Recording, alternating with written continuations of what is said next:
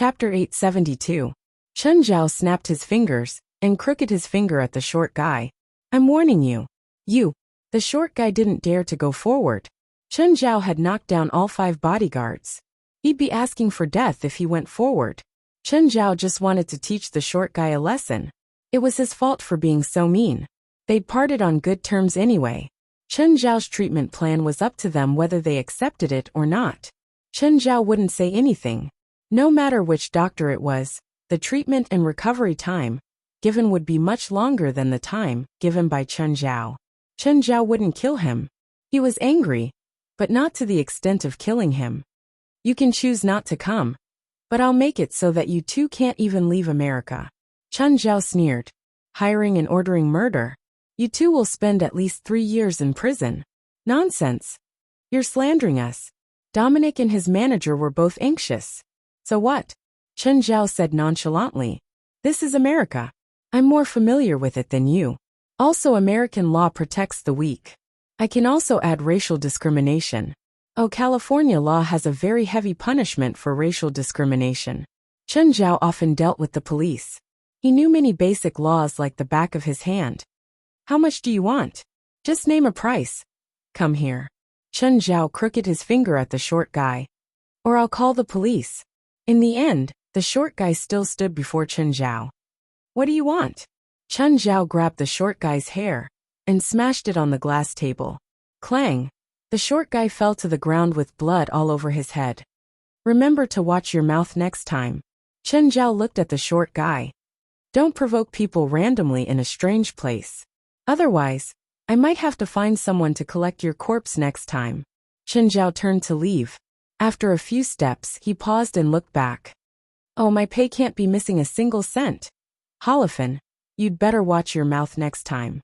You almost caused me big trouble. If you continue to make enemies for me, I'll replace you. Dominic didn't dare to argue with Chen Zhao, but when it came to his agent, he didn't show any mercy at all. Holofin lowered his head, his face wrapped in gauze. He lowered his head. Although he was indignant, he didn't dare clash with Dominic Hain. After all, he relied on Dominic Hain for a living. Some football agents might have a dozen or more football players in their hands. There were quite a few in Holofin, but only Dominic Hain was truly famous. If he lost Dominic Hain, his income would drop by 95%. This was the difference between a top football player and a non-famous athlete. Get me a doctor, hurry up. If you don't want to lose your job, find me a doctor immediately. I want the best doctor. Don't find me that kind of scoundrel again. Dominic, I've contacted a very outstanding doctor. I believe he has a way to help you stand up as soon as possible. Are they still illegal doctors? Dominic, you have to understand that if you go to a proper hospital now, your injury might be exposed, and your season will be ruined. When that happens, you will lose your value. All right, but I don't want to be a hot-tempered person. Just then Dominic's phone rang. Mr. Holofin, there's a woman outside. She says she's your doctor. Yes. Invite her in. Just then, a tall, red-haired beauty walked in. Dominic's eyes lit up. Hello, beautiful lady. May I know your name and contact number? The red-haired lady glanced at Dominic casually. Rydra. Hello, Ms. Rydra. I'm Dominic Hain. You should have heard of me. Nope. Although America was a sports country, football had always been a minority in America. The soccer stars in Europe did not receive much attention in the United States. Dominic wasn't angry with Rydra's answer. Ms. Rydra, are you interested in becoming my personal doctor? I lack a capable doctor like you by my side. Holofin glanced at Dominic. He knew that Dominic's old habits were acting up again. He couldn't walk when he saw a beautiful woman, and his injury was caused by a woman. My annual income is over $3 million. Are you sure you can afford my salary? Rydra said calmly. Dominic was speechless. He couldn't say anything else. His annual income was only 14 million euros. He couldn't spend a few $1,000,000 on a doctor. Ms. Rydra, please treat Dominic. How did you get this injury? Rydra asked. Do I have to tell you? I need to know the cause of this injury, and then I can treat it. It was exactly the same as what the Asian had said, which made Dominic and Holofin a little unhappy. Dominic told her the cause of the injury unwillingly. This is a relapse of an old injury, Ryder said. It's a muscle injury. You'll need 2 months to recover. 2 months. Impossible. The previous doctor said it would only take a month. Ryder sneered. A month? You must be joking with me. This kind of injury is a relapse of the old injury. Coupled with the serious damage to the soft tissues, 2 months is just a conservative estimate. The doctor who told you that it would only take 1 month to recover is either a liar or a mediocre doctor. Even if you go to the best hospital in America, the treatment time won't be shorter than the time I gave you. Damn, I told you that he's a liar. Holofin cursed angrily. I really shouldn't have let him go like this. Holofin only dared to make a ruckus now. If he was in front of Chen Zhao, he would probably give up on the spot. He didn't have the courage to cause trouble for Chen Zhao anymore. Ms. Rydra, is there no other way? If you can help me recover in a short time, I can double the commission. Dominic looked at Rydra eagerly. Rydra thought for a moment and said, There's a doctor in Los Angeles. He's the best in the industry. I became an illegal doctor because of his influence. If you can pay him enough, and if you can hire him, there should be hope that no one will die in front of him. Chapter 873. Chen Zhao, a Chinese, Rydra said. He's the best. Of course, he's also the most expensive. Chinese? Dominic and Holofin glanced at each other. Is it a man around 8 meters tall with a toolbox on his shoulder? Huh? Have you seen him before? Dominic, he's the one who can recover in a month. Huh? Is it him? If it's him, I believe he can do it, Rydra said. If you haven't interacted with him, you won't be able to understand how good his medical skills are. Is he really that good? I used to be a private doctor for a rich man. My client was diagnosed by me, and the hospital, that he wouldn't live for more than 3 days. My client was over 80 years old, and his bodily functions had deteriorated. His internal organs had almost stopped functioning. I couldn't think of any possibility for him to survive. However, a year had passed and he was still alive and well. Ryder said, because he met that Chinese man. Chinese seem to be good at taking care of their bodies, Dominic said. Maybe it's something he's good at. After that, I was fired by my client. However, I found a second job, also as a private doctor and health consultant. My client was a young man with congenital heart disease. Because his surgery had failed, his brain waves and heart rate had stopped. At that time, he was already covered with a sheet. But that Chinese man only took a glance and said that my client was not dead. And then, in the end, he asked for an operating theater and completed a failed surgery all by himself. It was supposed to be a surgery with 4 skilled attending cardiologists, but he completed it all by himself and saved the patient. Rydra said. Later on, I also heard that he saved a vegetable who had been in a coma for 5 years. Maybe you don't understand this, but the possibility of this kind of vegetable waking up is 0.1%. At that time, he told the patient's family that he could wake the patient up, and he did it. Holofin and Dominic fell silent. There was regret in their eyes. I was also influenced by him. I changed from a legal doctor to an illegal one, Rydra said. Outsiders may not know him well, but he is the best in our profession. The United States is so big. I don't believe that we can't find a better doctor than him. Maybe, but I doubt it. Rydra said, I don't understand. Since you've already found him, why do you still want to find me? Although I am very confident in my medical skills, there is still a big gap between me and him. Holofin hesitated for a while and said, we want to hear more answers. We want to see if there is a better treatment plan. I think you already have your answer, so you don't need me anymore. Goodbye. Dominic and Holofin didn't ask him to stay. They looked at each other. Dominic's temper flared up again. He grabbed the bottle on the table and threw it at Holofin. It's all your fault.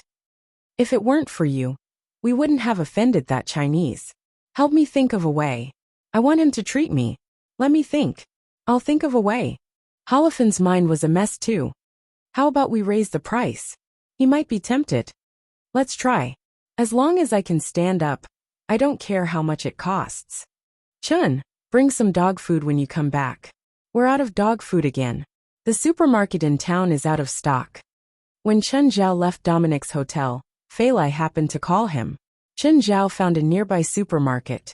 The biggest supplier of Mountain Town supermarkets was probably dog food. There were many dogs in Mountain Town to begin with. Plus, Chen Zhao's family was a big consumer of dog food.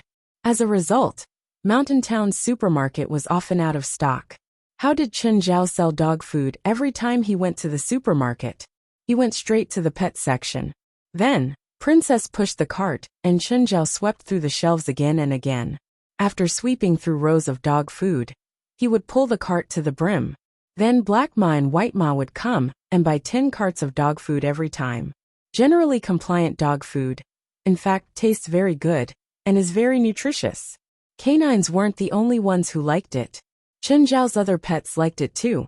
After Chen Zhao entered the supermarket, he went to the pet food section under the guidance of the salesperson and started sweeping through again. Fantas had also come to buy dog food, but when he went to the pet food section, he realized that all the dog food was gone.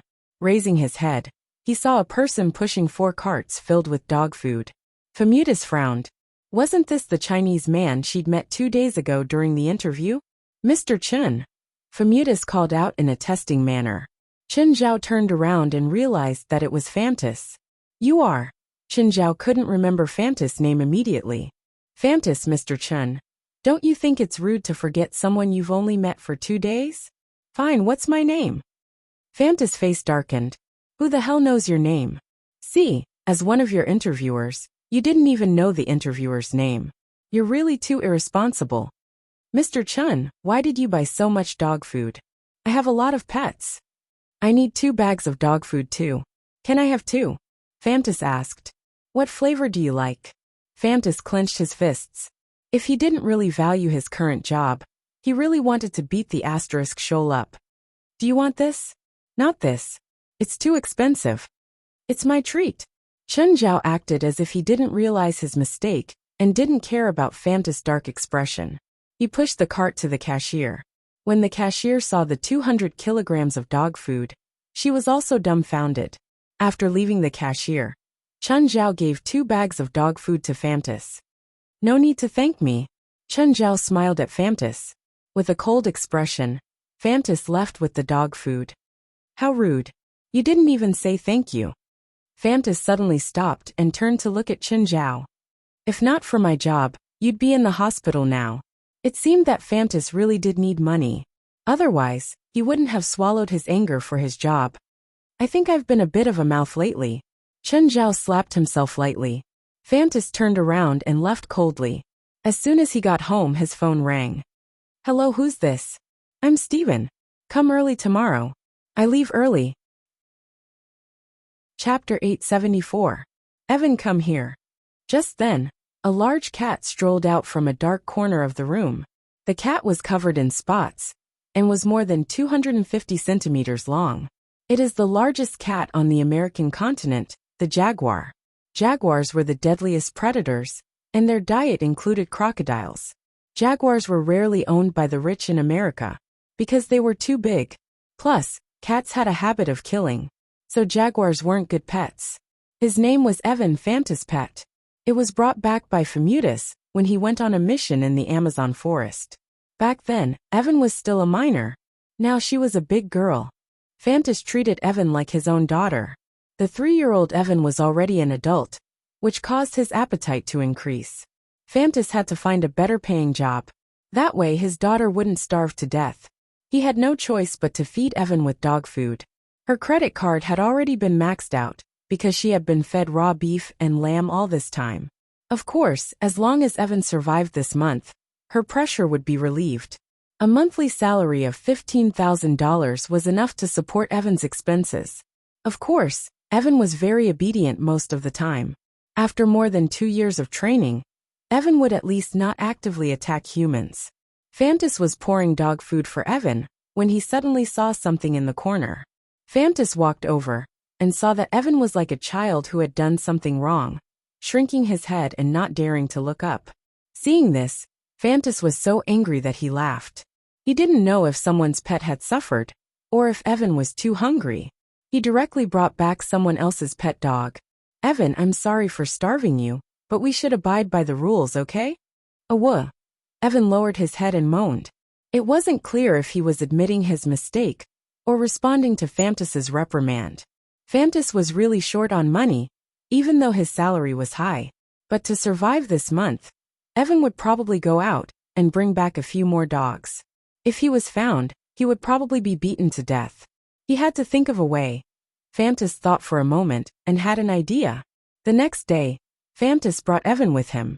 Fantas was going to take Evan to Stephen. Early in the morning, when Stephen came out and saw Evan beside Femutus, he was immediately startled. Fantas, what's going on? This is a jaguar, right? Mr. Stephen, this is Evan. I think it's not enough to protect you with just the few of us. Animals have better instincts than humans, and they can distinguish between good and bad intentions. This will be more helpful for me to protect you, so I brought him here. What you said makes sense. Stephen glanced at Evan.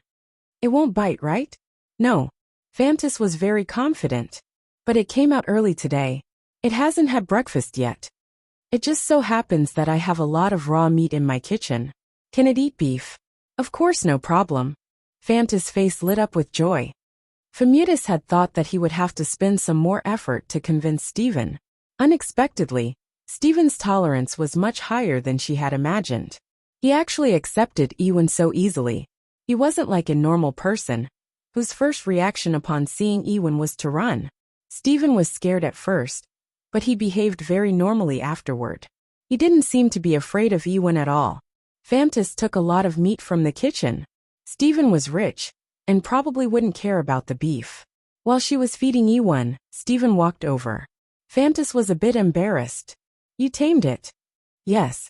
Fantas looked at Stephen. Mr. Stephen, aren't you afraid? I've seen even the most ferocious beasts. It's not that big compared to the beasts I've seen. Fantas didn't think so. Ewan was a jaguar, the most ferocious predator on the American continent. The only animal bigger than a jaguar is a bear. But in terms of aggression, bears couldn't compare to jaguars. The other was crocodiles. Crocodiles didn't care about their own kind. When they went crazy, they would even eat their own kind. She didn't think that Stephen would casually touch a crocodile. Most parents would think that their children were the most outstanding. Fantas thought so too. She felt that Ewan was the best. There were some things she couldn't say directly. Ewan had killed before. More than 20 kilograms of meat were all eaten by Ewan. It was rare for Ewan to eat so much. Just then, the other bodyguards came to the villa one after another. Okay, pack up, Stephen said. We're going to the wilderness later. I need to go to a natural location.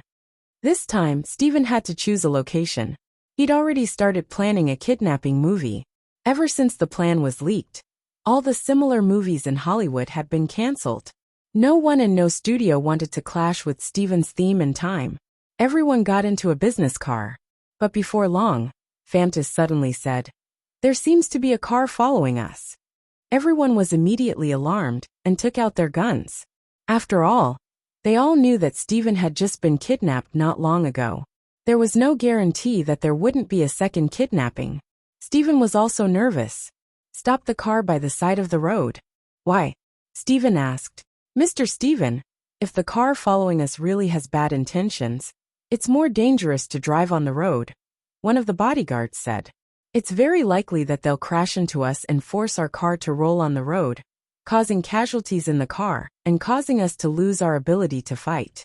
What do we do now? Stephen asked. Fantas glanced at the car that had stopped behind them and said to Tori, "Tori, let's go check it out." The two got out of the car and walked directly to the car behind them. Stephen saw that Fantas had dragged the person in the car behind them out and beaten him up. After a while, the two of them returned. Mr. Stephen, it's two reporters. Stephen nodded. It was just a false alarm. As for Fantas beating the reporter up, he didn't care at all. No one would stand up for the reporter even if he killed the person who dared to follow him, let alone beat him up.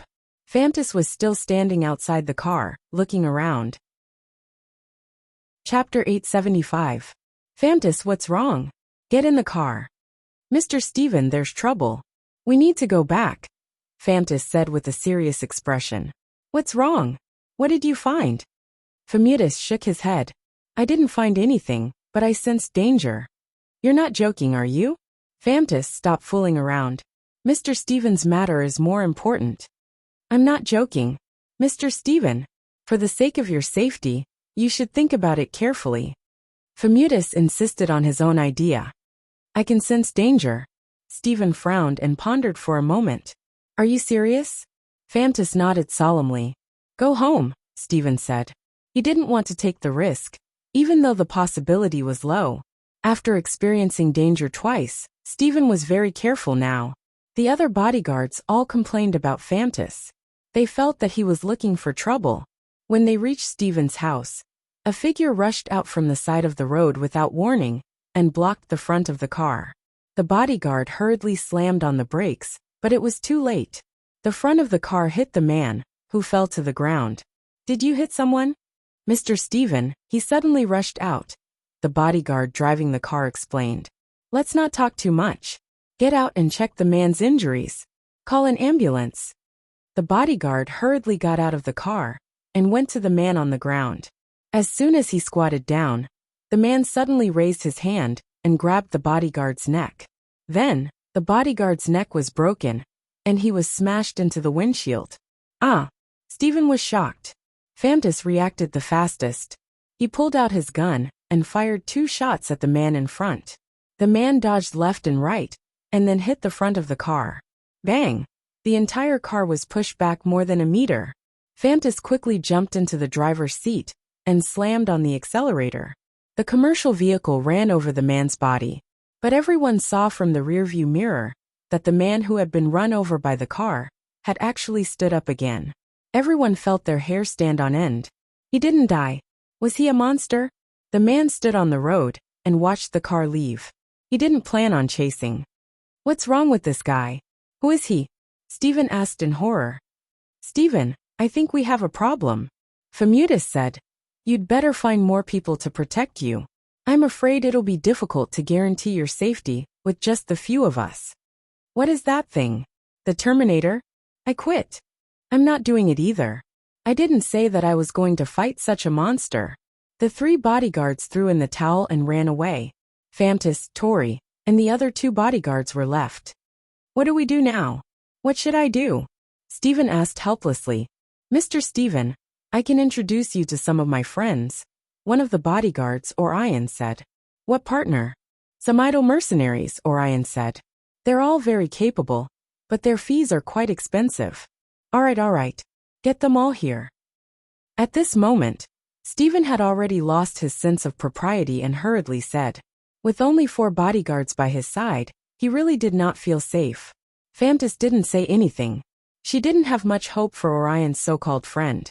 She had seen very clearly how strong the man was just now. Even with her marksmanship, she could not hit him at such a close distance. There was also a car crash, which caused the car to move backwards. And after being run over, he was not injured at all. He did not look like a normal person at all. When they reached home, Stephen was just about to call the police. Phamudis stopped him. Mr. Stephen, it's not a good time to call the police. Why? If you call the police now, they'll definitely leave some people to protect you, Phamudis said. But that way, Orion's friends won't be able to come. Even if they come, they won't be able to use some illegal weapons. Orion nodded. My friends are mercenaries. They have many military-grade weapons. It's not good to expose them to the police. Not long after, Orion's friend arrived. After negotiating with his mercenary friends for a while, Orion came to Stephen. Mr. Stephen, my friends are asking for $1 million. How long can they protect me? Stephen asked. They'll help you get rid of that person, Orion said. Orion said, as long as that person comes within 3 days, they will use powerful firepower to kill that person. Good, that's good. Only then did Stephen feel a little more relieved. At noon, Stephen could not eat anything. He felt uneasy. He looked at Phamudis, who was not far away. Phamudis, you won't run away, right? No, it's my job. That's good. After this matter is over, I'll give you a raise. Phamudis's eyes brightened. Can you give me some money in advance? Yes, of course, Stephen said. Oh, I almost forgot. Maybe Chin can help me with this. Mr. Stephen, Mr. Chin can't help. The person who wants to kill you isn't even afraid of being run over by a car. Are you sure Mr. Chin can help? Chin is very powerful. We're not dealing with an ordinary person now. Then, okay. After hesitating for a while, Stephen still decided not to give Chin Zhao more trouble. The men that Orion had found had already set up a fortification outside. For the whole day, Stephen was anxious and could not calm down. Famutus, I won't die, right? I won't, Fantus replied calmly. The sky began to darken. Famutus kept Evan by Stephen's side. Fantus saw that Stephen had a gun in his hand the entire time. Mr. Stephen, give me the gun. Why? I have to keep it with me. Do you know how many people accidentally fire and hurt themselves every year because they're nervous? Last year, there were more than 100,000 cases in America. I know how to use a gun. It's not about knowing, Famutus said. Famutus said, leave the defense to us. We won't let anyone hurt you. By the way, Mr. Stephen, do you know who the person who attacked you was? Chapter 876. From the window, they could see 3 mercenaries smoking on the grass below. Perhaps they were already used to this atmosphere, so they didn't feel nervous at all. For them, this place was much easier than the missions they'd taken in the past. Under normal circumstances, they might be ambushing in a desert somewhere, or in some swamp, or even in some fen pit. But here, not only did they have expensive food provided by Stephen, but they could also do whatever they wanted. And all they had to face was one enemy, although they'd heard Orion talk about it before. The enemy seemed to be very powerful, but they had guns. They couldn't think of a reason to be afraid. I'm going to pee, a mercenary said as he stood up. Fuck, Kamiso, this is the director's house. Don't pee everywhere. Go to the bathroom inside. Too troublesome. There's no one here anyway. Ignoring his companion's dissuasion, Kamiso pulled down his pants and stood in the grass to pee. Suddenly, Kamiso saw something in the grass. Kamiso poked his head out, and a thought popped into his head. A person? The next moment, Kamiso was dragged into the grass. Oh no, something happened to Kamiso. The other 2 mercenaries rushed to the grass and saw that blood was starting to seep out of the grass. The 2 mercenaries immediately raised their guns and looked at the grass warily. You go pull the grass away. One of the mercenaries used the tip of his gun to pull the grass away. They saw a headless body. Fuck, it's Kamiso. Captain, something happened here. Kamiso is dead. What? Where's the enemy? I don't see him. Everyone stay alert. The enemy has invaded the villa. Libel stood in the darkness a dozen meters in front of the 2 mercenaries. But the 2 mercenaries couldn't see him. Libel seemed to have completely merged with the darkness. A cruel smile appeared on his face, and he held a head in his hand. It was Kamiso's head. Libel moved again and started a new round of hunting. The 2 mercenaries standing outside the grass seemed to hear the sound. Did you hear that? I think there's a sound. Maybe it's the wind. The 2 mercenaries weren't sure, but Kamiso's death made them even more careful. Suddenly, a voice came from the left. Da-da-da.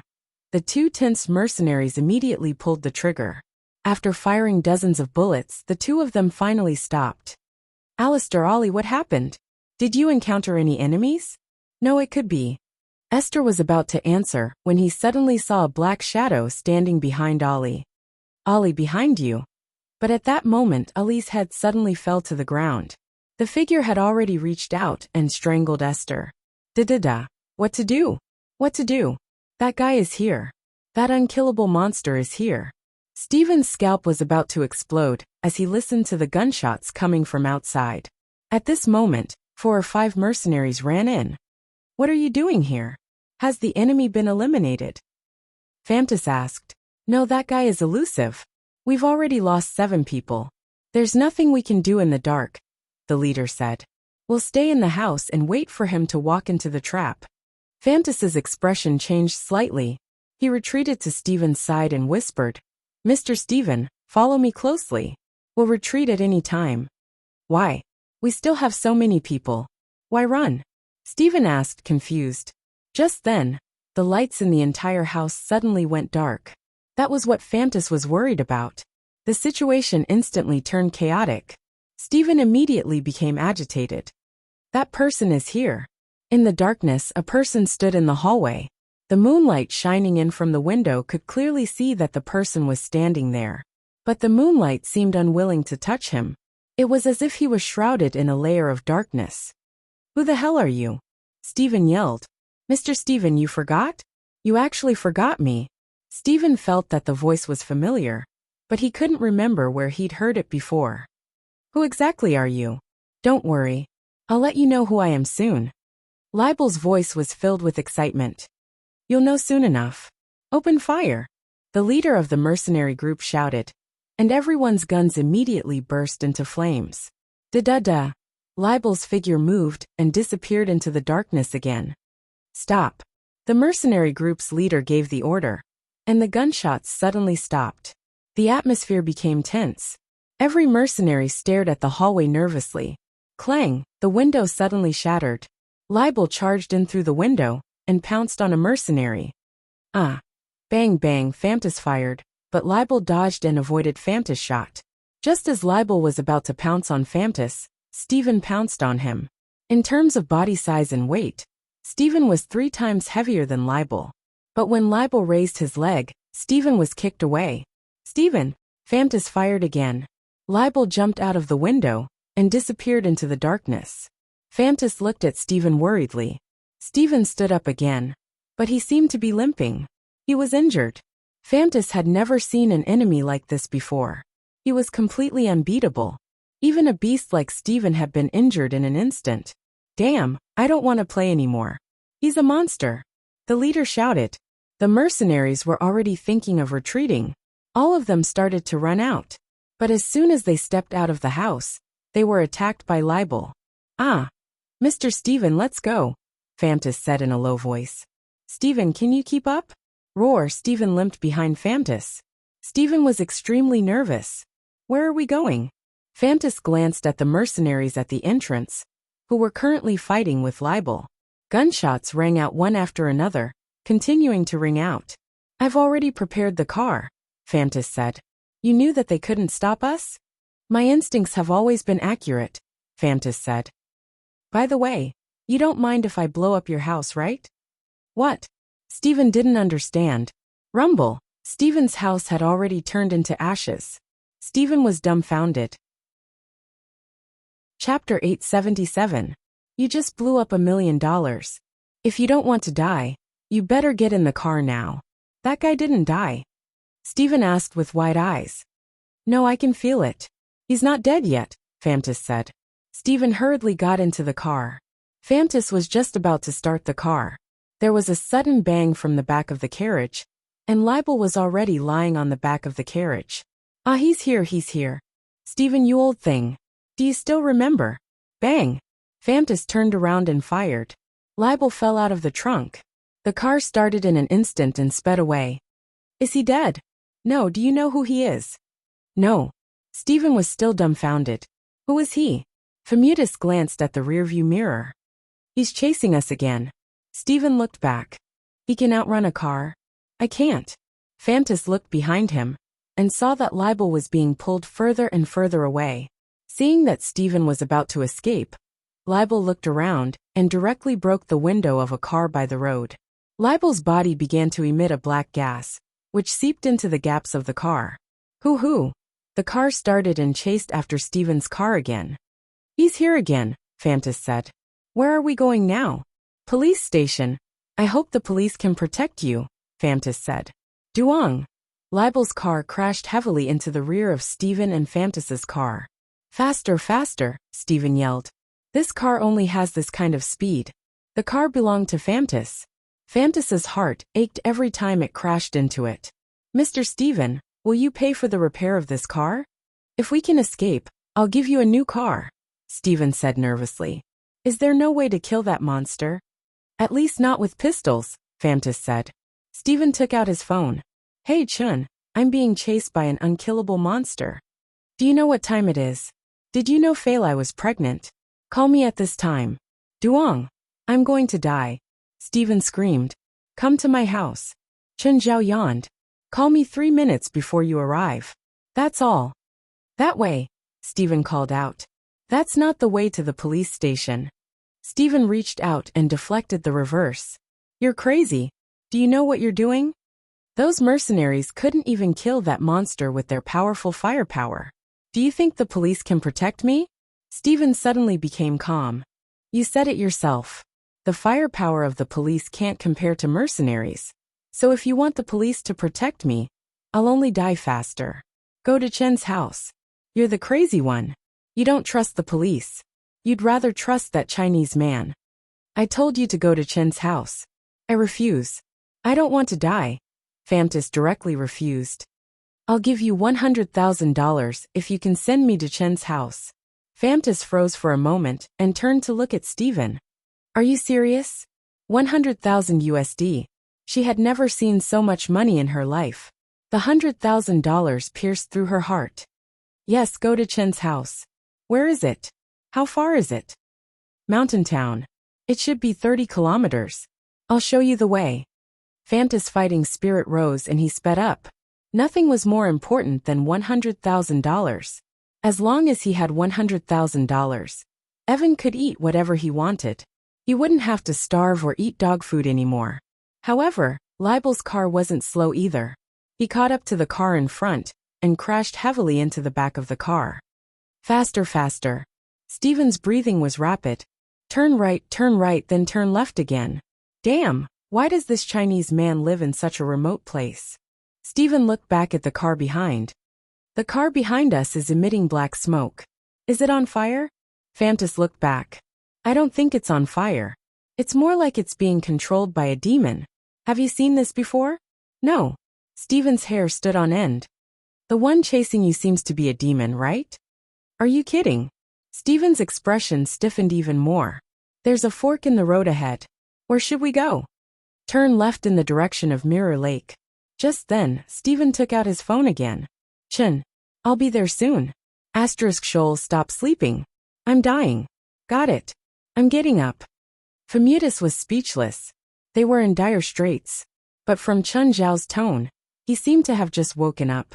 Could this guy really save them? Would he drag this guy down? Whatever, he couldn't care so much. How much farther? A few kilometers. It's very close. Chen, what's wrong? Feilai asked in a daze. Go back to sleep. Stephen seems to be being chased by something.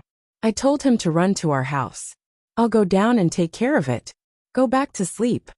Oh, Feilai continued to sleep peacefully. Chen Zhao stretched. He got up and went to Jerlin's room next door. He kissed the sleeping girl. You two close the door later. There might be some noise, Chen Zhao said to the two underlings guarding the room.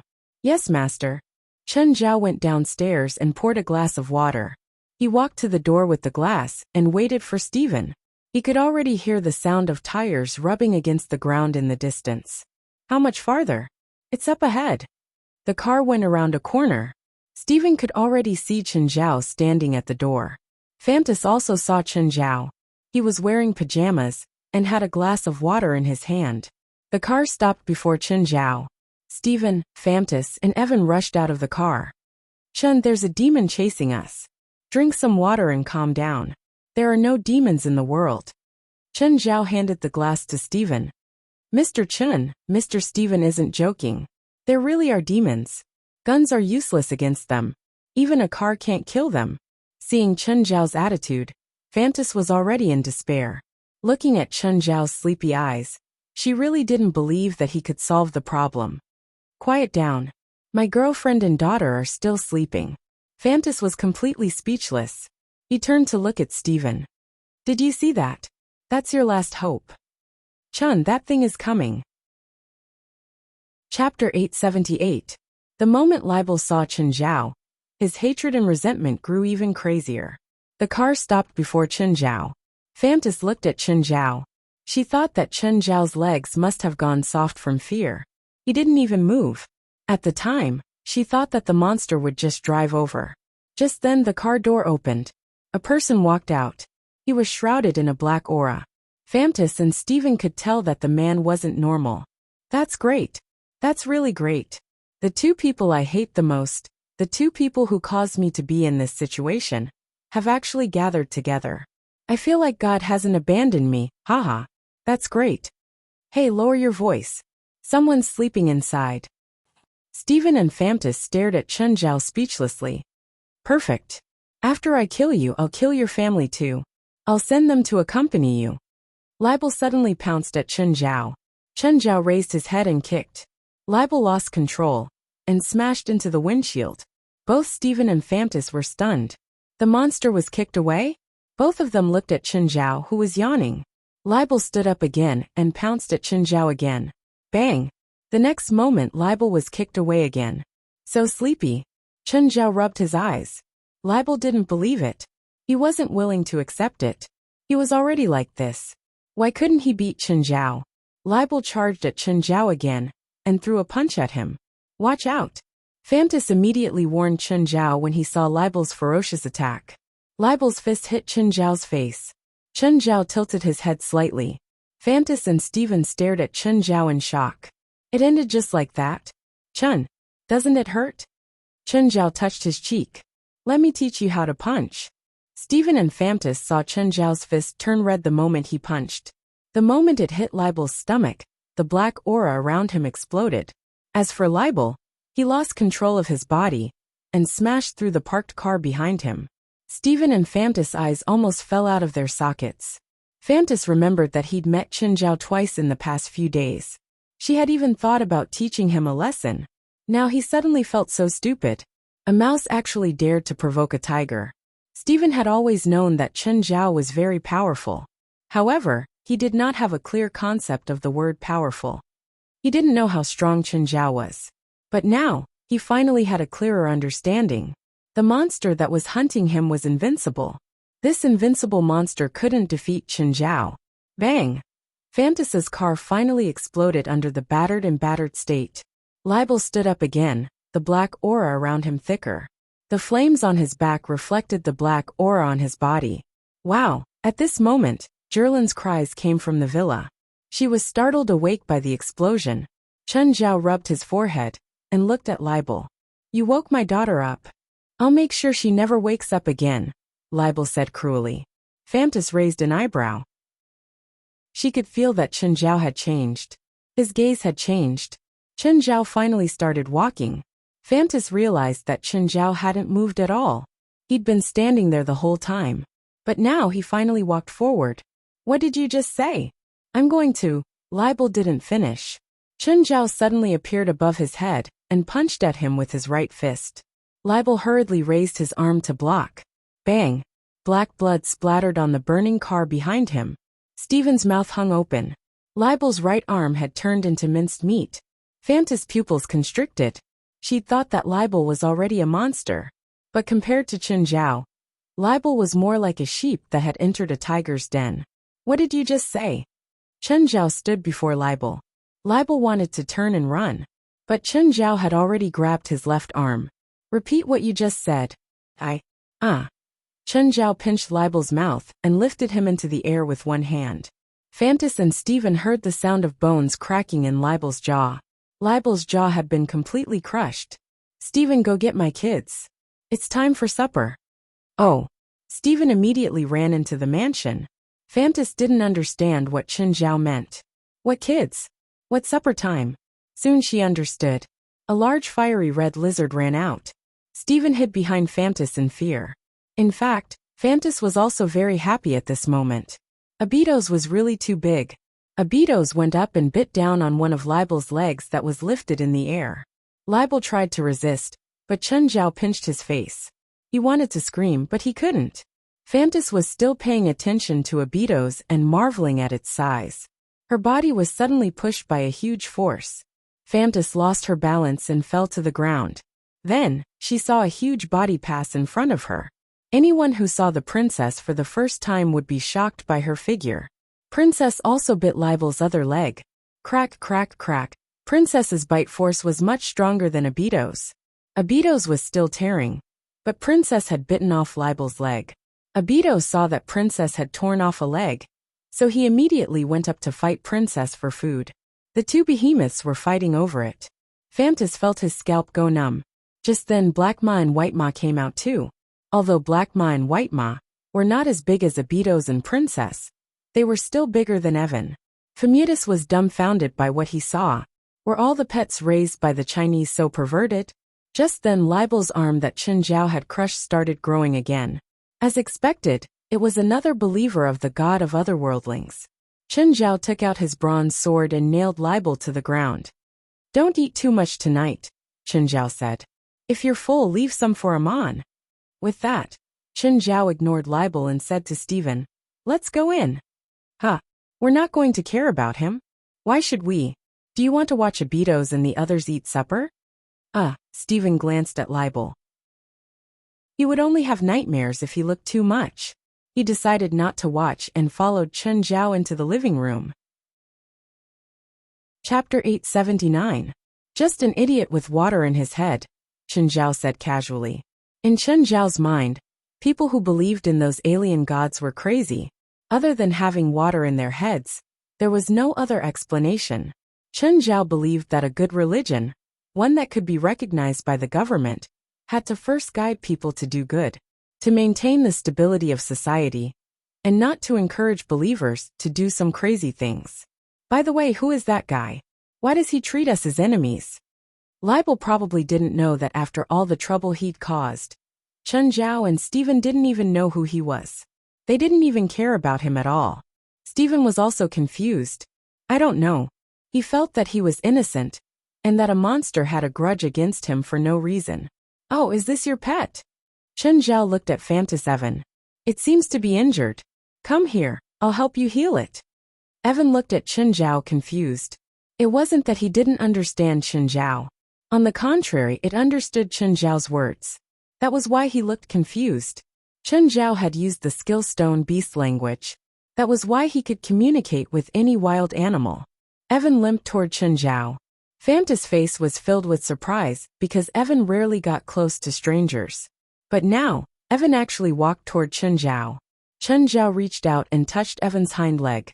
"It's okay. It's just a dislocation. Bear with the pain." Evan nodded. Fantas was even more surprised. It was the first time he'd seen Evan act so human. In the past, Evan was very clingy, but most of the time, it was a mother-son bond. Evan rarely reacted to her words.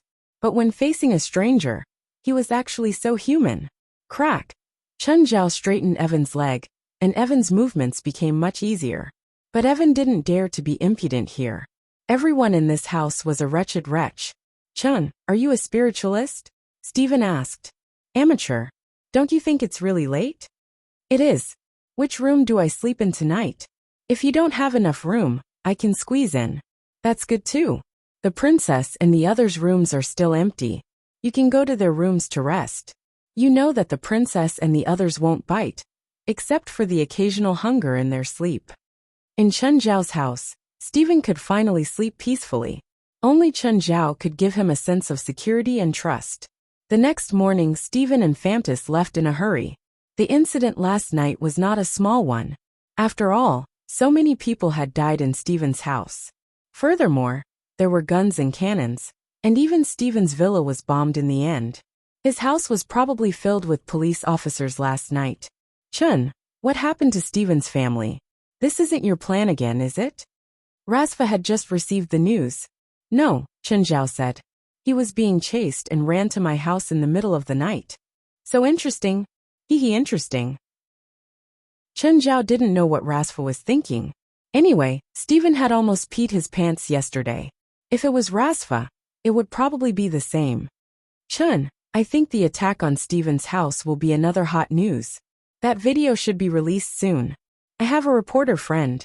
Send the video to him." Sure. Rasva didn't care who released the news. In the end, it had to be sent to reporters. Rather than someone else, he'd rather send it to someone he knew. That day, all the media repeated the same news again. Director Stephen's house had been attacked. Of course, Stephen was safe and sound. Everyone was condemning this terrorist attack. Just then a video suddenly appeared. It was a recording of when Stephen and Rasva had been kidnapped last time. In the dark environment, Stephen and Rasva each held an automatic rifle. They had just killed a kidnapper. Then it was their conversation. They didn't act like old men at all. Instead, they were more like two lone heroes who had entered a tiger's den. Instantly, America was in an uproar. No one thought that director Steven and the billionaire Rasfa would have such a side. Everyone tried to verify whether the video was real or fake, or if it was just a part of a movie. The second half of the video was gone because the camera had been shot off. There was only the conversation between the two, with the sound of gunshots and bombs in between. This caused everyone to imagine the scene themselves. From the conversation between the two of them, as well as the gunshots and explosions around them, they had a very clear picture of what was going on. A day after the video appeared, Steven and Rasfa finally accepted an interview from the media. They said that the video was real. At the same time, Steven also said that the attack on his mansion 2 days ago was from these kidnappers. This news ignited the passion of America's citizens. Of course, they were also worried about the security and the police's slow response. After all, even the director's house had been attacked. Throughout the entire process, the police had been slow to react. They didn't actively participate in the case the whole time. This made the police very passive. This incident was now known to everyone, and there was no one who did not know about it. Steven also became a hero in America because of this. When Steven announced that this incident would be adapted into a movie, the entire Hollywood was in an uproar. Everyone could imagine how sensational the movie would be. It was a super popular event, directed by a super director, and something that the director had experienced personally. All the film companies were asking around, wanting to know if Steven wanted to invest in it. Usually, the film company would come up with a plan first, discuss the budget, and then find a suitable director. But for Steven, they would directly ask if he wanted money, and how much he wanted. As long as Steven was willing to invest, they wouldn't waste any time. They would just tell him how much he wanted, and give him as much as he wanted. However, this movie was no longer accepting outside investments. After all, Chen Zhao, Steven, and Rasfa had already discussed it. The three of them would play together. Chen Zhao was an outsider. He was even an outsider. Usually, no matter how rich he was, he wouldn't invest in a Hollywood movie. For example, there were many rich people in America, but the capitalists couldn't invest in Hollywood because Hollywood was xenophobic. Chapter 880. The weather in November was starting to get cold. Of course, the temperature difference in Los Angeles wasn't that big. Little Jerlin was very strong, at least for a child less than 3 months old. She could already call dad and mom. She could also run, jump, and swim. The temperature had dropped a few degrees, but Chen Zhao still let her play in the water. A person's immunity was determined from a young age. Chen Zhao didn't expect Jerlin to be strong or better than athletes in the future. However, he still hoped that she could be healthy. If the conditions allowed and she was interested, Chen Zhao wouldn't object. Little Jerlin had been working hard to swim to the center of the lake. But until now, she still hadn't done it. To her, this was the ultimate goal. A car stopped in front of the house. Little Jerlin ran out in a big stride, got out of the car, and Jerlin immediately went up to her. Squeak Four's heart melted when she saw Jerlin pouncing at her. Little Jerlin was wearing a diaper. She was naked and had a small belly.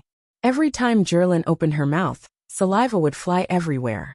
Kids usually couldn't control their saliva.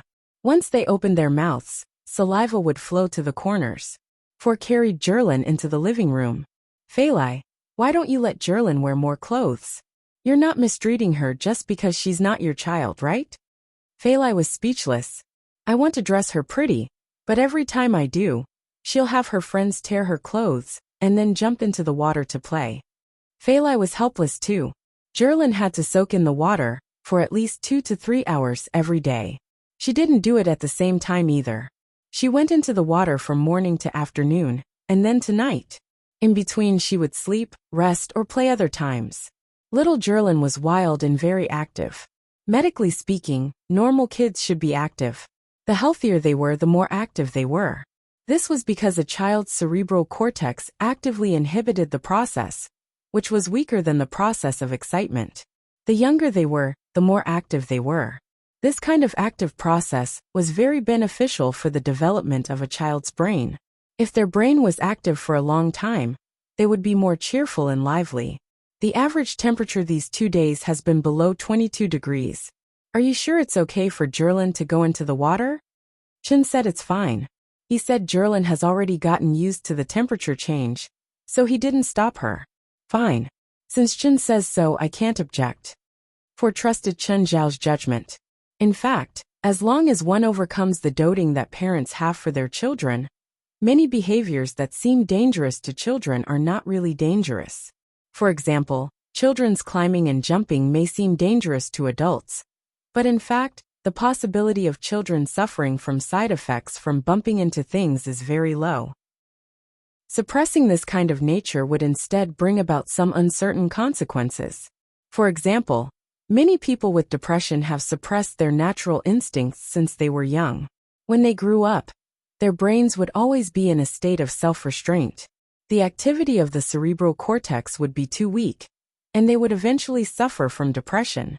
For aren't you working today? I'm off today, so I came to visit you, For said. Isn't Chen home? He went out to work. For looked at Fei Lai's growing belly. She had once thought Fei Lai would never be able to get pregnant again, but she didn't expect Chen Zhao to even have a solution for this. Aren't you lonely at home? Just then, there was a clang from the kitchen. Then she saw Princess walk out covered in ketchup. She looked at Fei Lai pitifully. Fine, I take back what I said. With these pets by Fei Lai's side, she would never feel lonely. For started to envy Fei Lai. To her, these pets were actually all children. They were loyal and understanding. Occasionally, they would throw a tantrum or make a joke. These could all ease people's emotions. Data showed that pregnant women and families with pets had a 2% higher chance of giving birth to a healthy baby. Of course, pets still had to be protected from diseases and parasites. Some pregnant women with allergies were also unsuitable for pets. Fei Lai had no problems in this aspect. Plus, she had Chen Zhao, a doctor, by her side. For didn't have to worry too much. Chen Zhao would definitely consider things more comprehensively than her. Because For often came to Chen Zhao and Fei Lai's house, she was already very familiar with Chen Zhao's family members. Many times, she even wanted Chen Zhao to train a pet for her. What's Chen busy with recently? I think he's working on some movie project with a friend. I'm not sure. Fei Lai actually knew what Chen Zhao had been doing recently. It was the IP project that Chen Zhao, Steven, and Rasfa were working on. But the fewer people who knew about it, the better, even if For was trustworthy. He's planning to enter Hollywood? No. His friend asked him to invest in a movie. He has some cash, so he invested it. For had actually known Chen Zhao for a long time, even before Fei Lai. She remembered that when she first met Chen Zhao, he wasn't so rich. But a year had passed and Chen Zhao had already earned tens of millions of dollars. For felt that she couldn't catch up to his speed of earning money. Of course, For and Chen Zhao were very different. For had grown up in an environment where she didn't crave money that much. Even though Chen Zhao had earned tens of millions, he still wasn't satisfied. Chen Zhao always had a sense of crisis. He needed money to give himself a sense of security. He'd experienced the pain of not having money. Many of the things he did were to earn money. For example, he'd invested in Ford and Tiger, and he'd started all sorts of side businesses. Of course, Chen Zhao wouldn't give up. He would never give up on his main profession.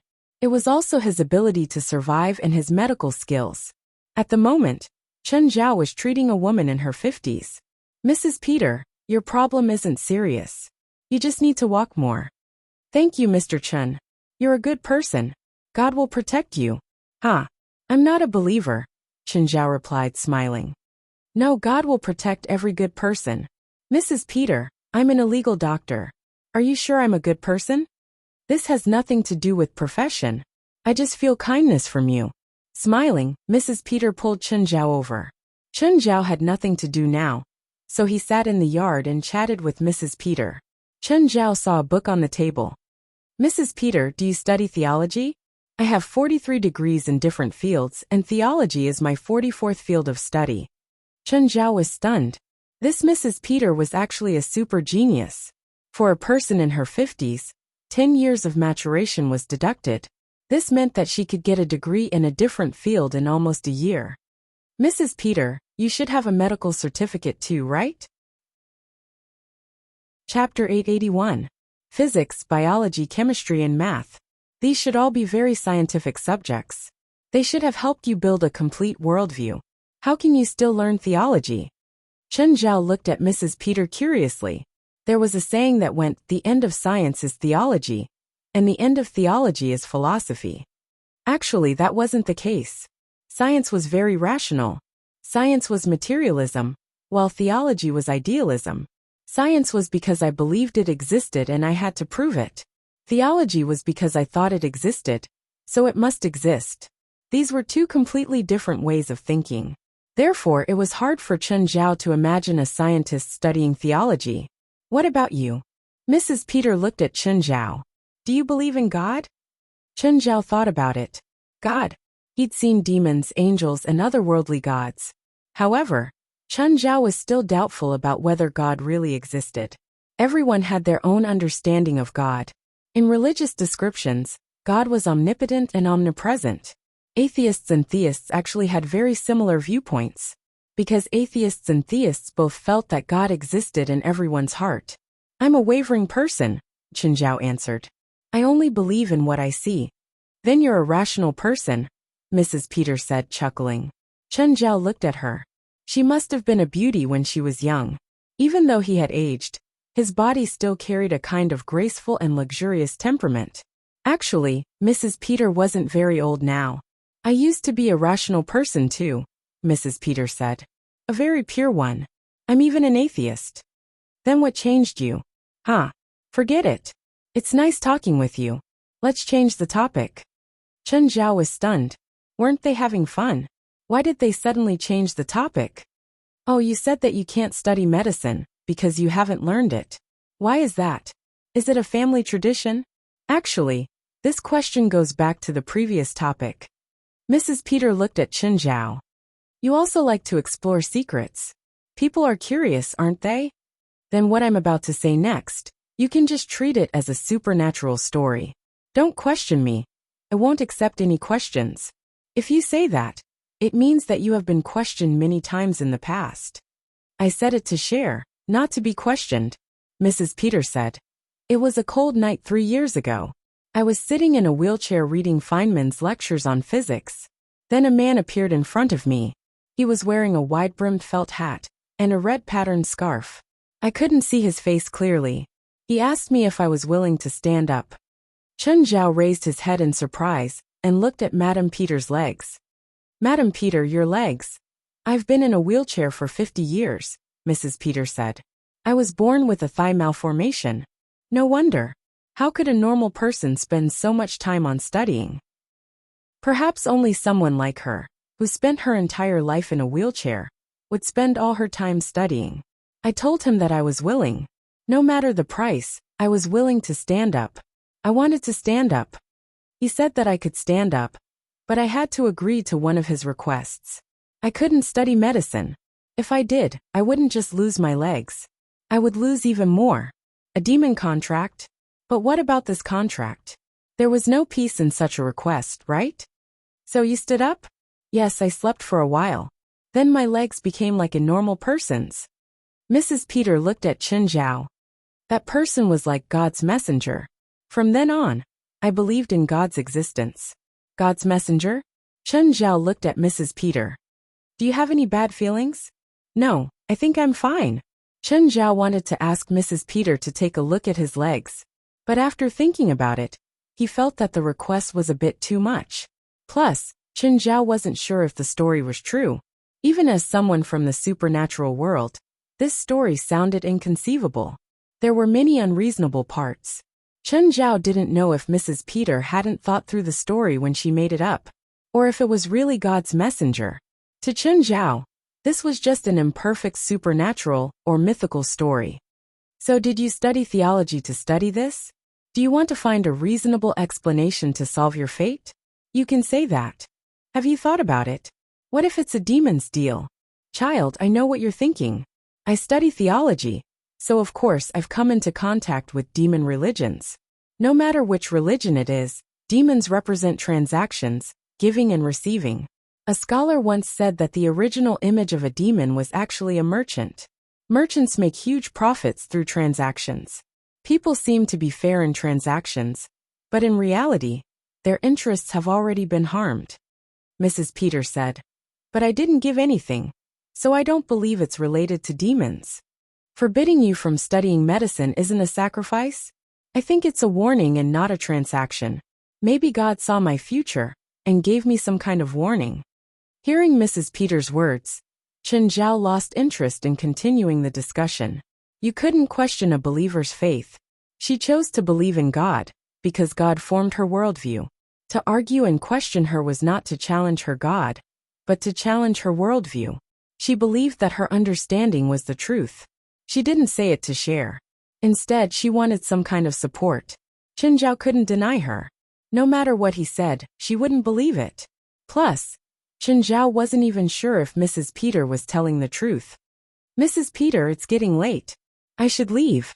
Chen Zhao stood up and said goodbye to Mrs. Peter. "Okay, my child. May God bless you." Although they had different understandings or ideals, Mrs. Peter was still a very amiable person.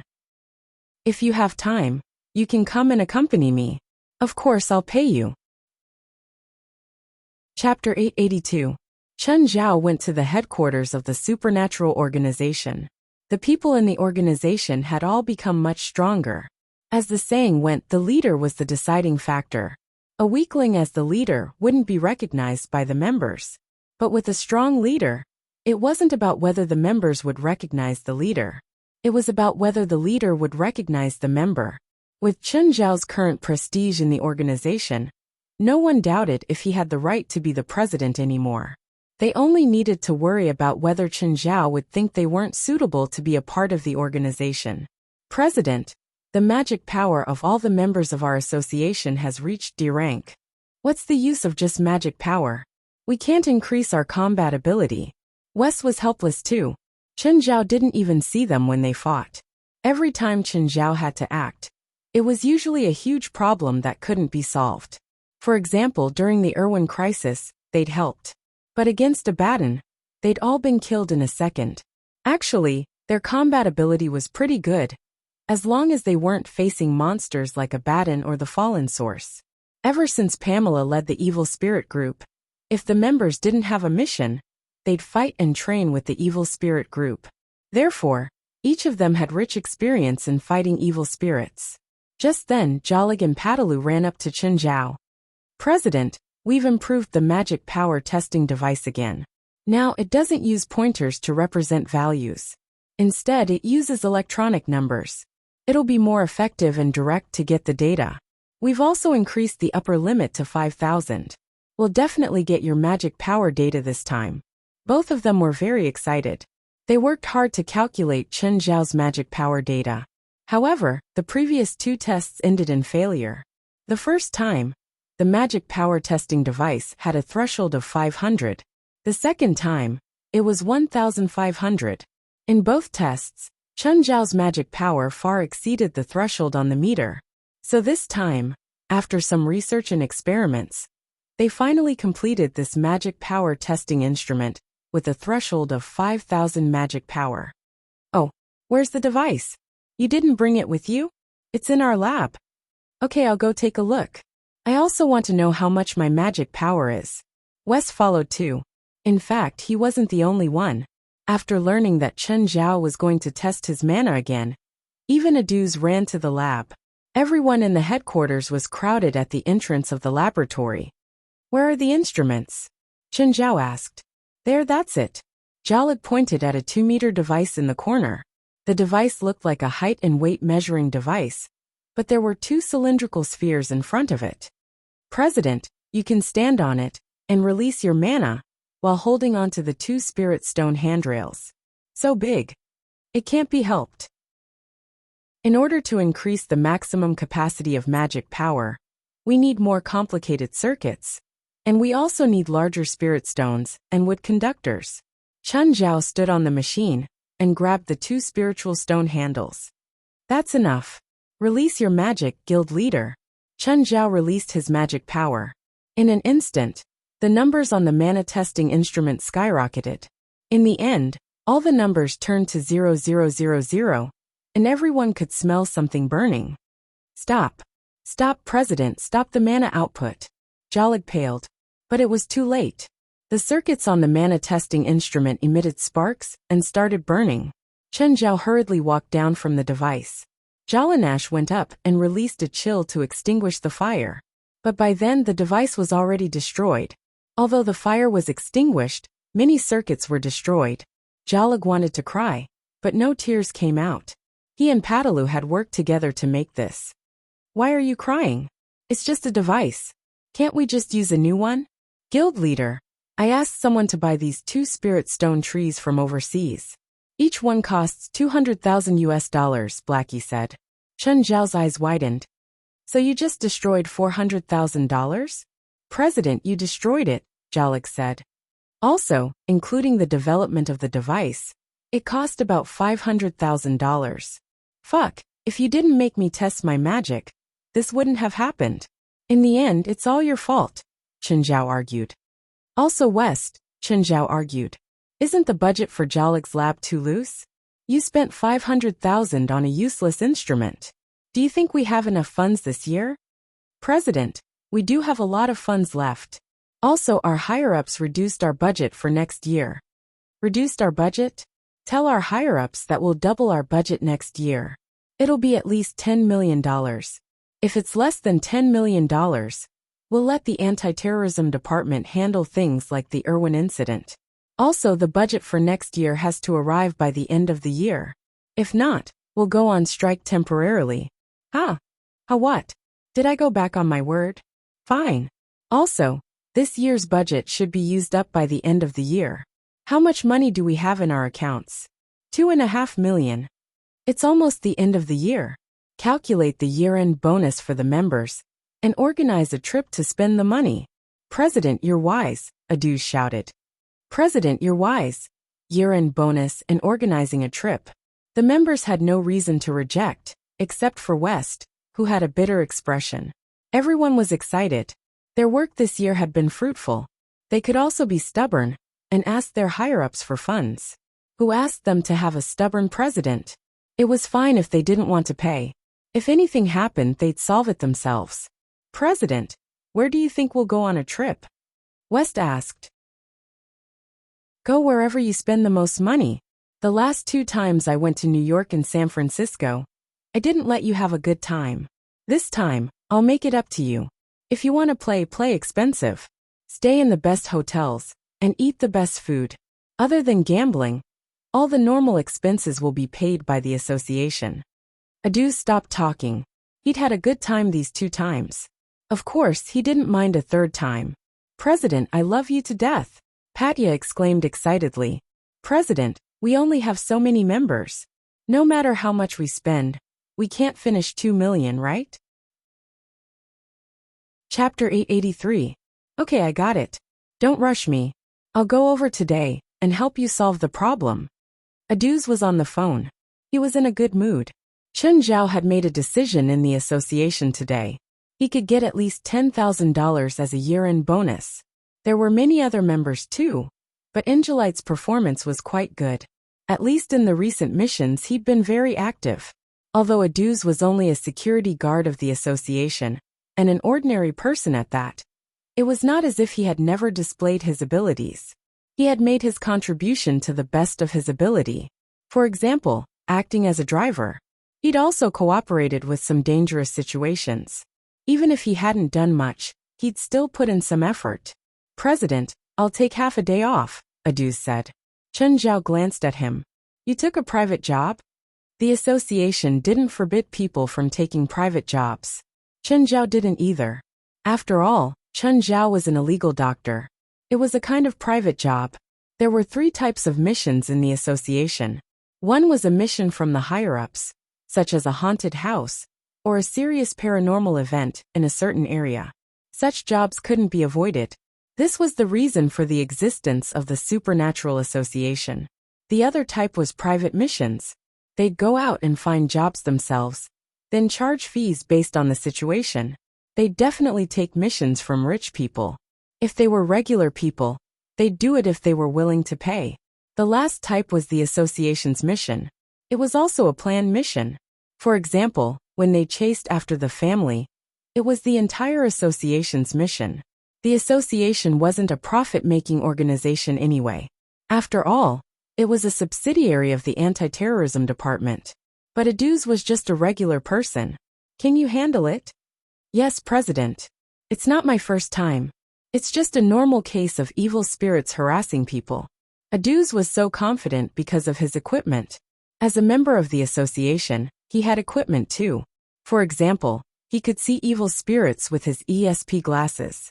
He also had a magic stun gun and a magic shield suit. With these, he'd also taken care of a few normal missions. As for fear, there were more than 100 evil spirits living in the association. They dealt with him every day. He was already used to it. How could he be afraid of a supernatural event? Plus, each mission would pay at least a few $100s. Some could even go up to a few thousand. He couldn't reject them. Be careful, Chen Zhao said. All right. I'm just about to go home. If it's on the way, I can give you a ride. No need, I'll drive too, Aduz said. At this moment, two evil spirits floated over. They were all former residents of Maple Leaf Community, and were now members of the association's evil spirit group. Aduz, are you going into the city? Can we take your car? You want to enter the city? For what? Chen Zhao asked. Guildmaster, we want to go for a walk. There's nothing else. Guildmaster, we're not going to cause trouble. Do you need a ride?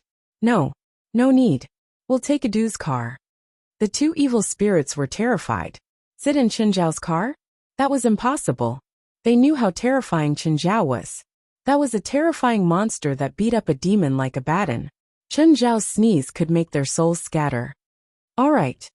The two evil spirits, Crone and Dillas, belonged to the more powerful category. Before Chen Zhao had subdued him, he had killed someone. So they could wander around during the day. Crone Dillas, Aduz said as he drove. Are you going to buy something?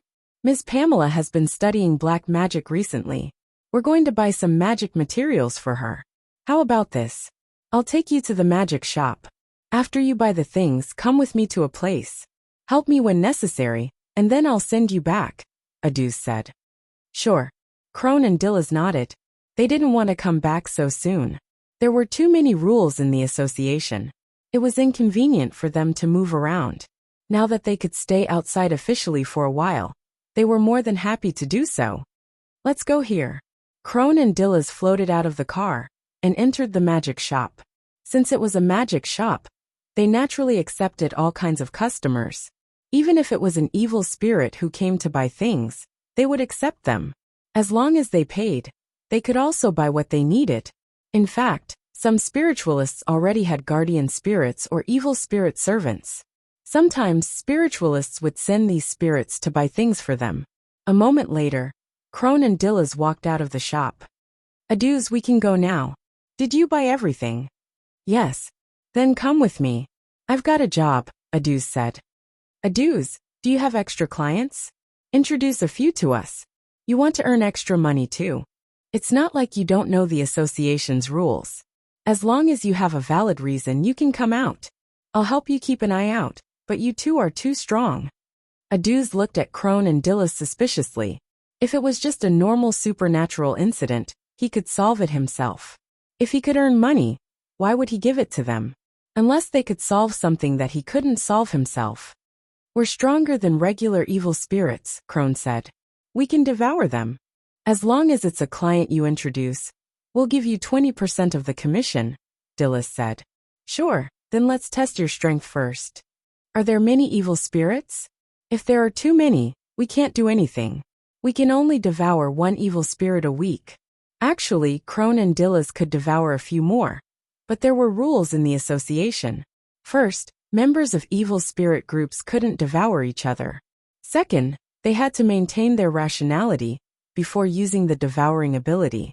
If they devoured too many and lost their rationality, they would be disposed of internally. Aduz parked the car outside a hotel and took out his phone. Hello, Mr. Leon. I'm downstairs. Okay, I'll come down now. Not long after, a man with neatly combed hair walked out. Mr. Aduz, you're finally here. If you didn't come, I'd be fired. Tell me about the situation.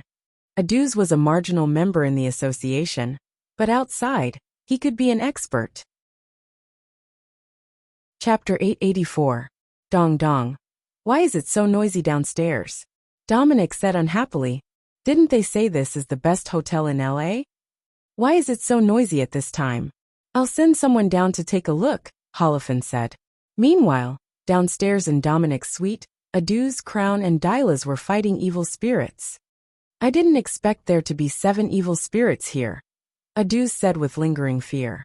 Luckily you two came together. Otherwise I'd be in trouble. Aduz didn't know magic, nor did he have mana. He relied purely on his equipment to fight evil spirits, so his abilities were very limited. Therefore, his abilities were very limited.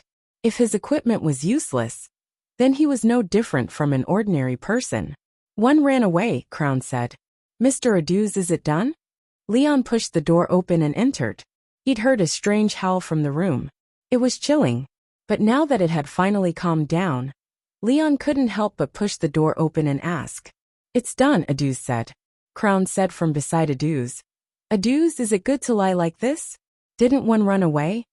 Anyway, that kid won't dare to come back, Dylas said. If he dares to appear again, I'll eat him. Who are you going to eat? Just then, Leon's tone turned strange. His eyes glowed green. Mr. Lion, what are you talking about? Aduz was surprised. Did he hear what Crown and Dylas were saying? Suddenly, Leon pounced at Aduz and grabbed him by the neck. Let go, let go. Aduz wasn't young anymore. He couldn't compare to Leon, who was young and strong. He was about to suffocate. Crown and Dylas realized something was wrong and hurried over to help. But just as they touched Leon, Leon waved his arm and sent Crown and Dylas flying. Scram! Oh no, he's been possessed. Just then 2 people in black clothes came in from outside the door. Knock knock. What are you doing? You're disturbing our boss. Without thinking, Crown and Dylas burrowed into the bodies of these 2 people. Then it pounced on Leon, who was possessed by a ghost. The 2 bodyguards of Dominic were unlucky to have barged in without a plan. In the end, before he could figure out anything, he was possessed by Crown and Dylas. But even so, Crown and Dylas were still no match for the possessed Leon. Damn it, what the hell are you? Crown was sent flying with a kick, while Dylas was punched to the ground. Being possessed by an evil spirit ghost would not actually increase the host's strength. However, because he could use his body without any worries, he would be able to display a higher combat power. However, his performance was still within the normal range, and he would not suddenly become a Superman. However, Leon, who was possessed by a ghost, displayed an unusually terrifying strength. You dare to kill my ghost servant. All of you will die. Die, all of you. Aduz kicked Lion's lower body, but Lion was unmoved. He punched Aduz in the chest. Aduz was beaten until he spat out blood. Crown and Dylas pounced again. However, the difference in power made them helpless. At this moment, Leon had become too terrifying. Holofin, did you really send people down? Why is it still so noisy down there? I sent Jamie and Donald. Did these 2 bastards go to the wrong floor? Follow me down. Dominic stood up. Dominic, your leg. I'm not crippled. Follow me. I have to teach the bastards down there a lesson. You guys follow me too. Holofin was worried that if there was any conflict later, he and Dominic would be at a disadvantage. So he called all the bodyguards. When they reached the 18th floor and got out of the elevator, they saw someone fly out of the room in front. Then another 2 flew out. They were none other than Holofin's bodyguards. Jamie, Donald, what are you 2 bastards doing? Just then, Leon walked out of the room with Aduz, who was on the brink of death, in his hand. Lion's entire body emitted a violent aura. Who are you? Dominic shouted. A cruel smile appeared on Lion's face. Leaving the dying Aduz behind, he kicked him again. Then he lunged at Dominic. Dominic jumped in fright. Protect me. However, his bodyguards couldn't stop the crazed Lion at all. Each of Lion's attacks was filled with violence. Soon, Dominic's bodyguards were all lying on the ground. Then, Lion turned to attack Dominic and Holofin. Don't kill me. Don't kill me. I have money. I have money. Dominic screamed in fear. Lion suddenly stopped. A strange smile appeared on his face. Do you have money? How much can you give me? I $100,000. I'll give you $100,000. Don't hurt me. Lion pointed at the bodyguards on the ground. His fingers twisted. Some of them were bent 30 degrees to the back of his hand. Dominic and Holofin felt chills down their spines. This definitely wasn't something a human could do. Just then, an injured bodyguard was pulled up uncontrollably. It was as if a hand was controlling him. No. Save me. Mr. Dominic. Dominic didn't understand what was happening. Then, he saw the bodyguard take out a gun and point it at his own head. No. The bodyguard was terrified. Bang! Dominic and Holofin's legs turned to jelly. What exactly was going on? It was too strange. Why would the bodyguard shoot himself? Do you think your life is only worth $100,000? 1 million, Dominic yelled. Good. If I don't see the transfer in an hour, you'll all go to hell. Crown and Dillas dragged Aduz and ran. Suddenly Holofin yelled, They're running away. Just then, Dominic's bodyguards all stood up again under Lion's control. They all pointed their guns at the front of the corridor. Bang, bang, bang. After a series of gunshots, Crown, Dillas, and Aduz were covered in bloody bullet holes. Fortunately, Crown and Dillas didn't feel any pain. This body wasn't theirs, so they dragged Aduz and rushed into the elevator. When the elevator door closed, they thought they were safe. Chapter 885. President, something happened to Aduz. What happened to Aduz? I remember he went to exorcise a demon, right? Did he run into a tough guy? Chen Zhao didn't think too much about it. Aduz had said before that it was a regular evil spirit. Regular evil spirits had limited damage, so Chen Zhao didn't think too much about it. He's in emergency right now. His injuries are serious. He fell from the 10th floor in the elevator and has multiple gunshot wounds and contusions. Chen Zhao froze. Which hospital is he in? Chantilly Hospital, West said. I'll go right now.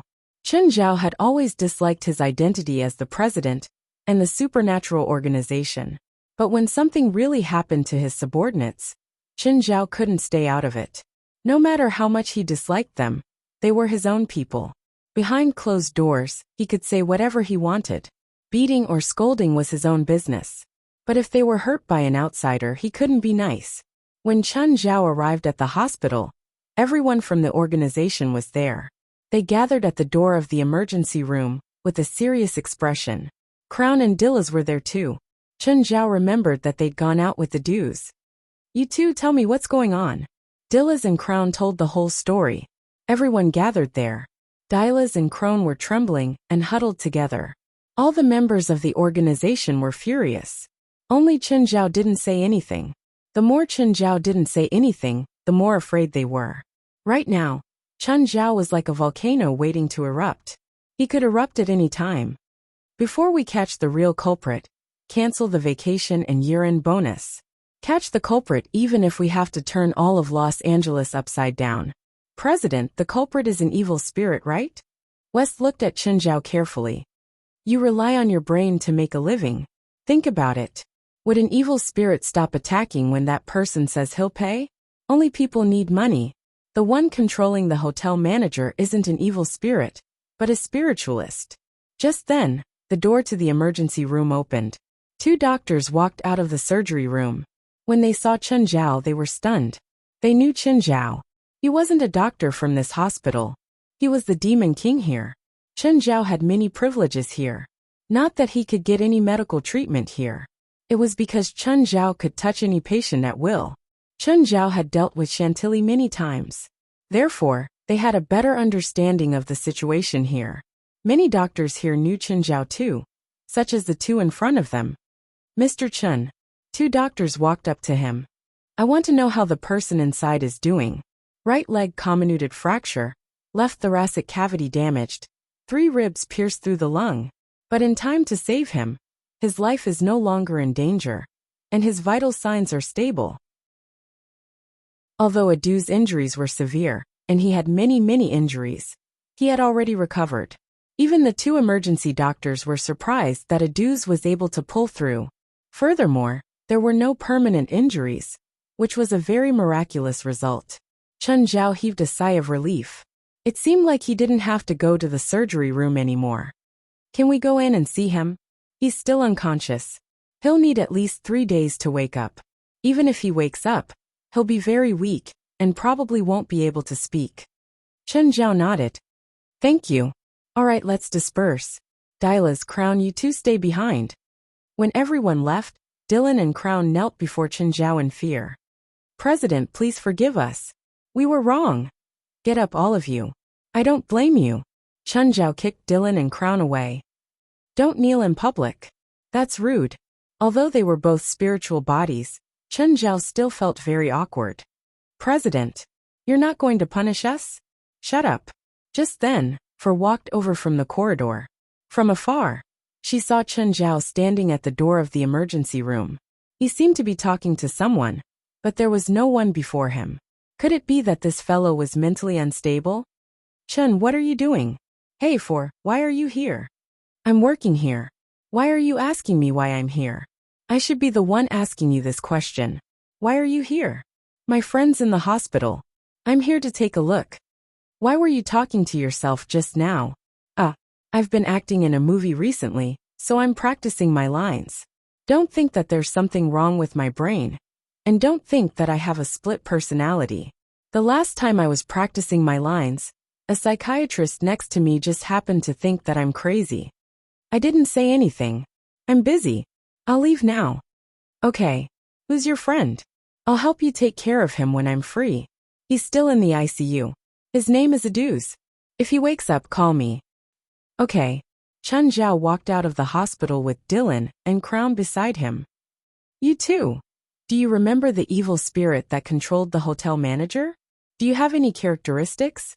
Eyes. That evil spirit's eyes are green, Dylan said first. Also, after he controlled the hotel manager, his power was terrifying. He was like a monster. Panic filled Dominic and Holofen's faces. They realized that their bodyguard's eyes were all glowing green, just like the hotel manager who'd been controlled earlier. Sir, I've already given you the money. Why are you here? Dominic and Holofen were truly terrified. They didn't know what kind of person they were facing. Perhaps it wasn't even human. This guy could control people. First, one of their bodyguards committed suicide. Then, the hotel manager jumped from the 18th floor. I don't have any bad intentions. I just want to say that if you need anything, you can find me. Of course, as long as you can pay. Dominic and Holofen exchanged glances. Holofen asked, Sir, what should we call you? You can call me Chainin. I'm a puppeteer.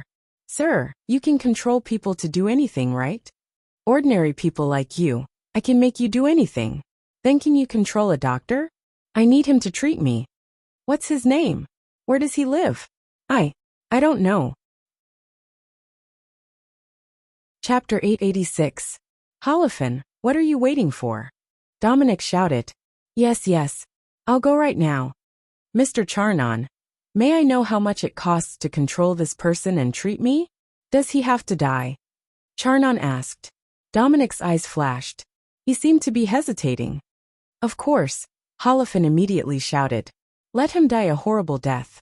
$2 million, Charnon said. Dominic wanted to object, but when he saw the green eyes of the bodyguards, he swallowed his words. His heart was bleeding, but in order to treat his leg as soon as possible, this bit of money was like feeding a dog. Dominic had thought about spending a few $1,000,000 to treat Chen Zhao anyway. As for Chen Zhao's life or death, he didn't care. Then let me know when you find that person's information. Mr. Charnon, how can we find you? You call this number. The entire supernatural organization had gone crazy. His bonus was gone, and so was his vacation. How could this be? If they couldn't find the culprit, there would be no bonus or vacation. Everyone's heart was burning with anger. Aduz was also a part of the organization. The last time Chen Zhao was this angry was when Moore and Mord were attacked by his family. Everyone knew that Chen Zhao was really angry this time. However, no matter how they searched, they couldn't find any clues. The members gathered for a meeting. Do you have any clues? There are no clues at all. Now Moir and his doppelganger are searching the streets with magic power testing equipment. However, this method was like looking for a needle in a haystack. It might also cause unnecessary trouble. After all, if they found a person with magic and got questioned for no reason, it might be fine if the person had a good temper. If the person had a bad temper, they would probably fight on the spot. Call more back. Don't let him be so reckless, Gaia said. And it's dangerous for him to search alone. How can we find him if we don't do this? First, find out what spell he used, Gaia said. Everyone's gaze fell on Alice. She was a magic encyclopedia. There were countless magic books in her bloodline. Let me search, said Eris, closing her eyes. After a while, Alice opened her eyes again. Right, other than green eyes, what other characteristics are there? Unparalleled strength, control others. Green eyes, immense strength, ability to control others. Alice closed her eyes again. A minute later, she opened them again.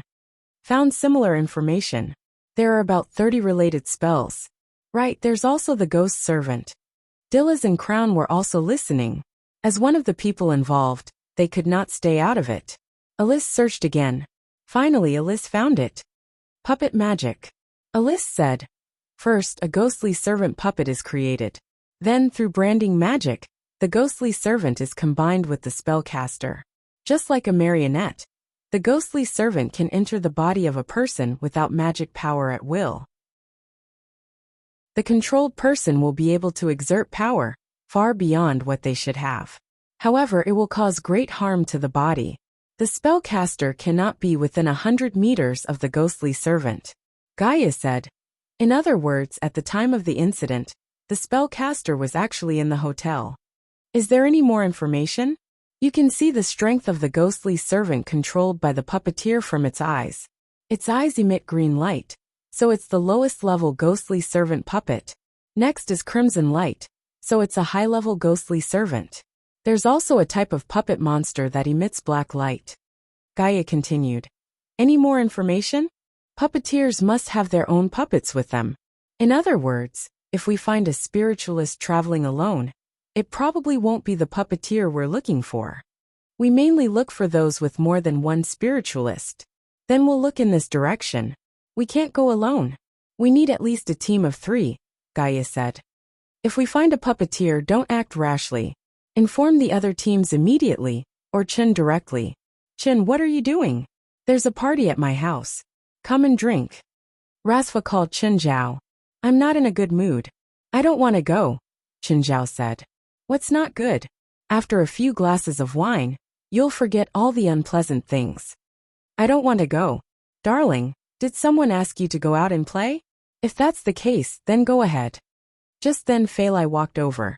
She was fully equipped and even pushed a stroller. Little Jerlin was in the stroller. Are you going out?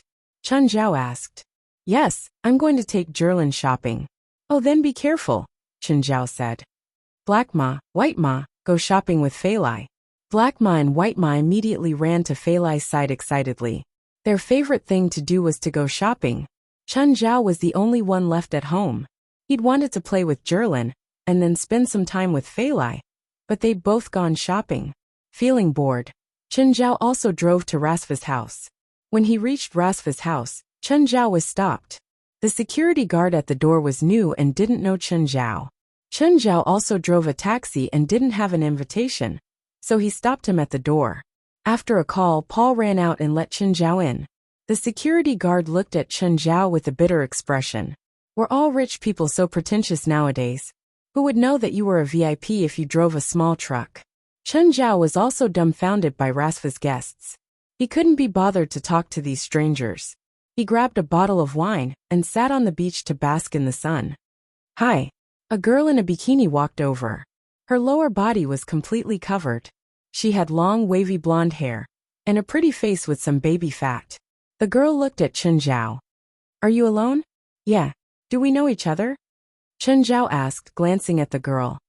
No, I don't know anyone here, the girl said. But we can get to know each other. I'm Brandon. Oh, shouldn't you introduce yourself too? Chen Zhao from China. Why are you alone? Same as you. I don't know anyone here. Chen Zhao said casually, and downed a glass of wine. It's so noisy, Brandon said. I don't like the environment here either. Did you come to this party with Mom and Dad? Chapter 887.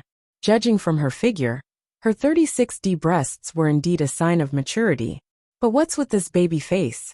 Pour me a glass of wine. You're really an adult? Chen Zhao was very doubtful. Then who did you come with? Asked the big-chested Brandon. I snuck in myself. Do you believe me? Brandon really did believe him. Looking at his clothes, he indeed didn't look like a guest here. How did you get in? I went around the beach, Chen Zhao said. If I go around the Pebble Beach, it's easy. I can get some food and a bottle of wine. There's food and wine, and I can trick some girls. Then why are you telling me the truth? Don't you know I drugged the wine? Pooh. You really drugged it? Hee. What position do you like? Brandon screamed and ran away. After 2 steps, Brandon realized something was wrong. She turned to look at the smirking Chen Zhao. You lied to me? That depends on how you define the word. Do you believe that I'll get people to catch you? No. Even if the people from the manor come, they'll just throw me out. I've eaten and drunk the wine. What can they do to me? Brandon was speechless. She'd never seen someone so shameless. Just then an old woman ran over. Is that your mother over there? No, it's my manager, Ms. Lansky. Chen Zhao looked at the old woman and knew that she wasn't a good person. Lance ran in front of Brandon and said in an overbearing manner, Brandon, why are you still here chatting with irrelevant people? I brought you to this party not to have fun. Come with me. Brandon shrugged helplessly. She looked back at Chen Zhao and waved her hand. It's a pity that we're already married. Otherwise, this chick would really be able to get her hands on us. Chen Zhao found it a pity, but Fei Lai was still pregnant at home. If he messed around outside, he'd be a scumbag. Brandon followed Lansky back to the mansion. There were already many guests. Lansky's gaze wandered around. Finally, her eyes lit up. Stephen. However, Stephen was talking to another actor next to him at the moment. Lansky glanced at the confused Brandon. Go up and greet Mr. Stephen. But I don't know Mr. Stephen, Brandon said hesitantly. Don't be so long-winded. Who doesn't know each other? Take this cup of wine. Brandon was a little afraid of Lance. He walked towards Stephen obediently and stopped a few times when he was a few meters away from Stephen. Hello, Mr. Stephen. Brandon had just opened his mouth to greet Lansky when Lansky purposely pushed him from behind. Startled, Brandon swung his hand forward and spilled the wine on Stephen. Stephen's face immediately darkened, but it was not convenient for him to flare up in public. He glared at Brandon and turned to leave. Mr. Stephen, yes. Stephen didn't even give Brandon a chance to apologize. Under the guidance of the servant, he went to change his clothes. You can't even handle such a small matter. Lance looked at Brandon in disdain. What the hell are you doing? Brandon was thin-skinned to begin with, and he had no experience in such situations. Do you know what will happen to you if you offend Mr. Stephen? What will happen to me? Don't even think about working in Hollywood anymore. One word from Stephen, and even the smallest film company won't hire you to make a movie. Remember that A-list actor Libel? He's the best portrayal. Brandon's face paled in fear, and he was about to cry. Of course, she knew how pitiful Libel was. In her eyes, Libel was a big star. But because he offended Stephen, he ended up with no film. What's more, he was just an unknown actor. I know a film company. Maybe they can help. Aren't they afraid of offending Mr. Stephen? Come with me. I'll introduce you to the producer. Brandon followed Lance to a small courtyard. A few people were sitting there. One of them was a man in his 40s, and the others were sexy women. They were like stars surrounding the moon, surrounding the man. Hi, Mr. Holmeston, Lance greeted him. Holmeston raised his head and glanced at Brandon, who was behind Lance. Holmeston's eyes lit up. Hi, miss, come and sit here. Lansky tugged at Brandon, and Brandon reluctantly sat beside Holmeston. Holmeston's hand was already on Brandon's bare shoulder. Brandon squirmed. Mr. Holmeston, what do you think of Brandon? Is she suitable to be an actress in your company? A smile appeared on Holmeston's face. Is her name Brandon? Of course. My company is preparing a few movies. As long as Brandon signs, she can be the female lead. Shock appeared in Brandon's eyes. She could be the female lead. This was something she had always dreamed of. But on second thought, it didn't seem right. Even the big six of Hollywood couldn't prepare a few movies at once. Moreover, they had only seen her once, and they were already giving her the female lead. So Brandon was immediately alarmed. Although Brandon had a baby face, her brain was not as slow as it seemed. I'm sorry, I can't be the female lead yet. Thank you, Mr. Holmeston, but I still want to start as a supporting character. It's fine if you want a supporting character. It's just a matter of saying the word. Holmeston laughed out loud and snapped his fingers. A woman beside him took out a contract from a briefcase beside her. But she handed the contract to Lance first. Lance only glanced at it casually. Mr. Holmeston is so generous. Brandon, hurry up and thank him. Your salary in Hollywood is less than $20,000. But Mr. Holmeston is offering you $100,000 per movie. Brandon was even more suspicious. She was very clear about her salary. Although she was a newcomer in Hollywood, she had graduated from USC Film School. She had some understanding of the rules in Hollywood. She hadn't proven herself. She didn't even have a memorable role. Why was he offering her a high salary? Ms. Lance, can I see the contract? Chapter 888. Lansky folded the contract and placed it in front of Brandon. Brandon wanted to take the contract, but Lansky grabbed it. Brandon, don't you trust me? Ms. Lansky, I want to see everything. Think carefully. This is a great opportunity. Lansky unwillingly let go of the contract. The first thing Brandon saw was the name of the company, Farrah Pictures. Farrah Pictures address, San Fernando Valley. Brandon immediately understood why Holmeston gave him the lead role the first time he saw him. Why he could get $100,000 for a movie. Also, the contract clearly stated the content and scale of the movie. In the film industry, other contracts could be lied to, but the content of the movie couldn't be lied to. The content and scale of the shoot had to be written in the contract. The so-called fake contract in the novel to deceive a young girl did not exist in reality. At least, it couldn't be done in America. If the contract didn't mention the content and scale, the actor had the right to refuse. I refuse. Brandon threw the contract down and stood up, ready to leave. Lansky stopped him. Brandon, now is not the time to throw a tantrum. Ms. Lansky, is this how you push your artists into the fire pit? Brandon, think about it. How many $1 million can you earn in your life? As long as you sign the contract, you'll earn $1 million in 3 months. Lansky didn't say the other part. She could take a 30% commission. In other words, she didn't have to do anything, and she could take 30%. The agency would take another 30%. This was the rule in Hollywood. Famous stars had to sign new contracts. The more famous they were, the less the agent would take. For those A-listers or super A-listers, their agents would only take 5% or even less. Lansky didn't need to train a superstar. She just needed to keep introducing her artists to Holmeston. For example, Brandon would never be able to make it to the top after one movie. He had a way to control her all the time and let her continue to shoot one film after another. Brandon turned to leave, but Lansky grabbed him. Don't think about going anywhere if you don't sign the contract. Ms. Lansky, if you don't let go, I'll call for help. Brandon, don't be so shameless. I was the one who helped you rent the place you are currently living in. I was also the one who paid the rent. If you refuse, don't even think about staying in Hollywood. You will have to sleep on the streets tonight. Brandon was also unable to restrain his anger. He went up and slapped Raunchy's face. Old witch. You will regret this. Lansky covered his face as he watched Brandon leave. Holmeston had been watching from the side. Ranky, I want this woman.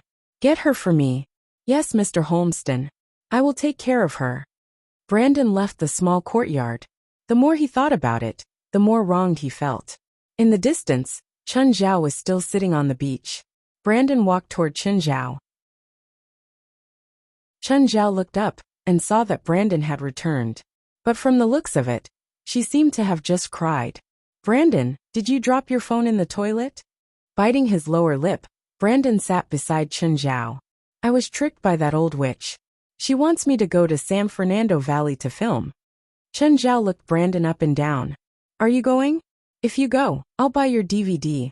Brandon gritted his teeth. You're all bat people.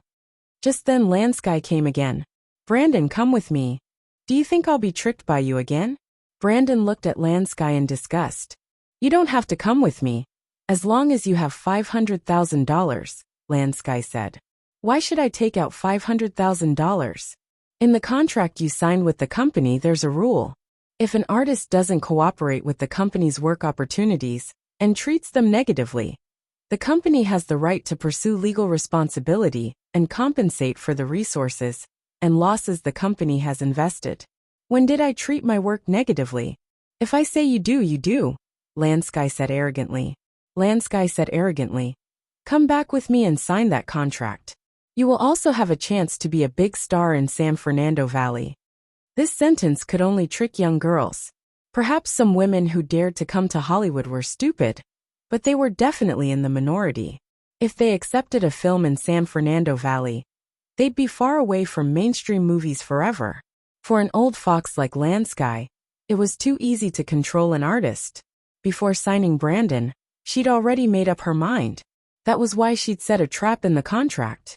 According to Brandon's development in the past 6 months, her chances of becoming famous were too low. Hollywood never lacked beauties. Brandon wasn't a 1 in a million beauty either. Sending Brandon to the San Fernando Valley to make a film would bring him far more benefits than being a third-rate or fourth-rate star.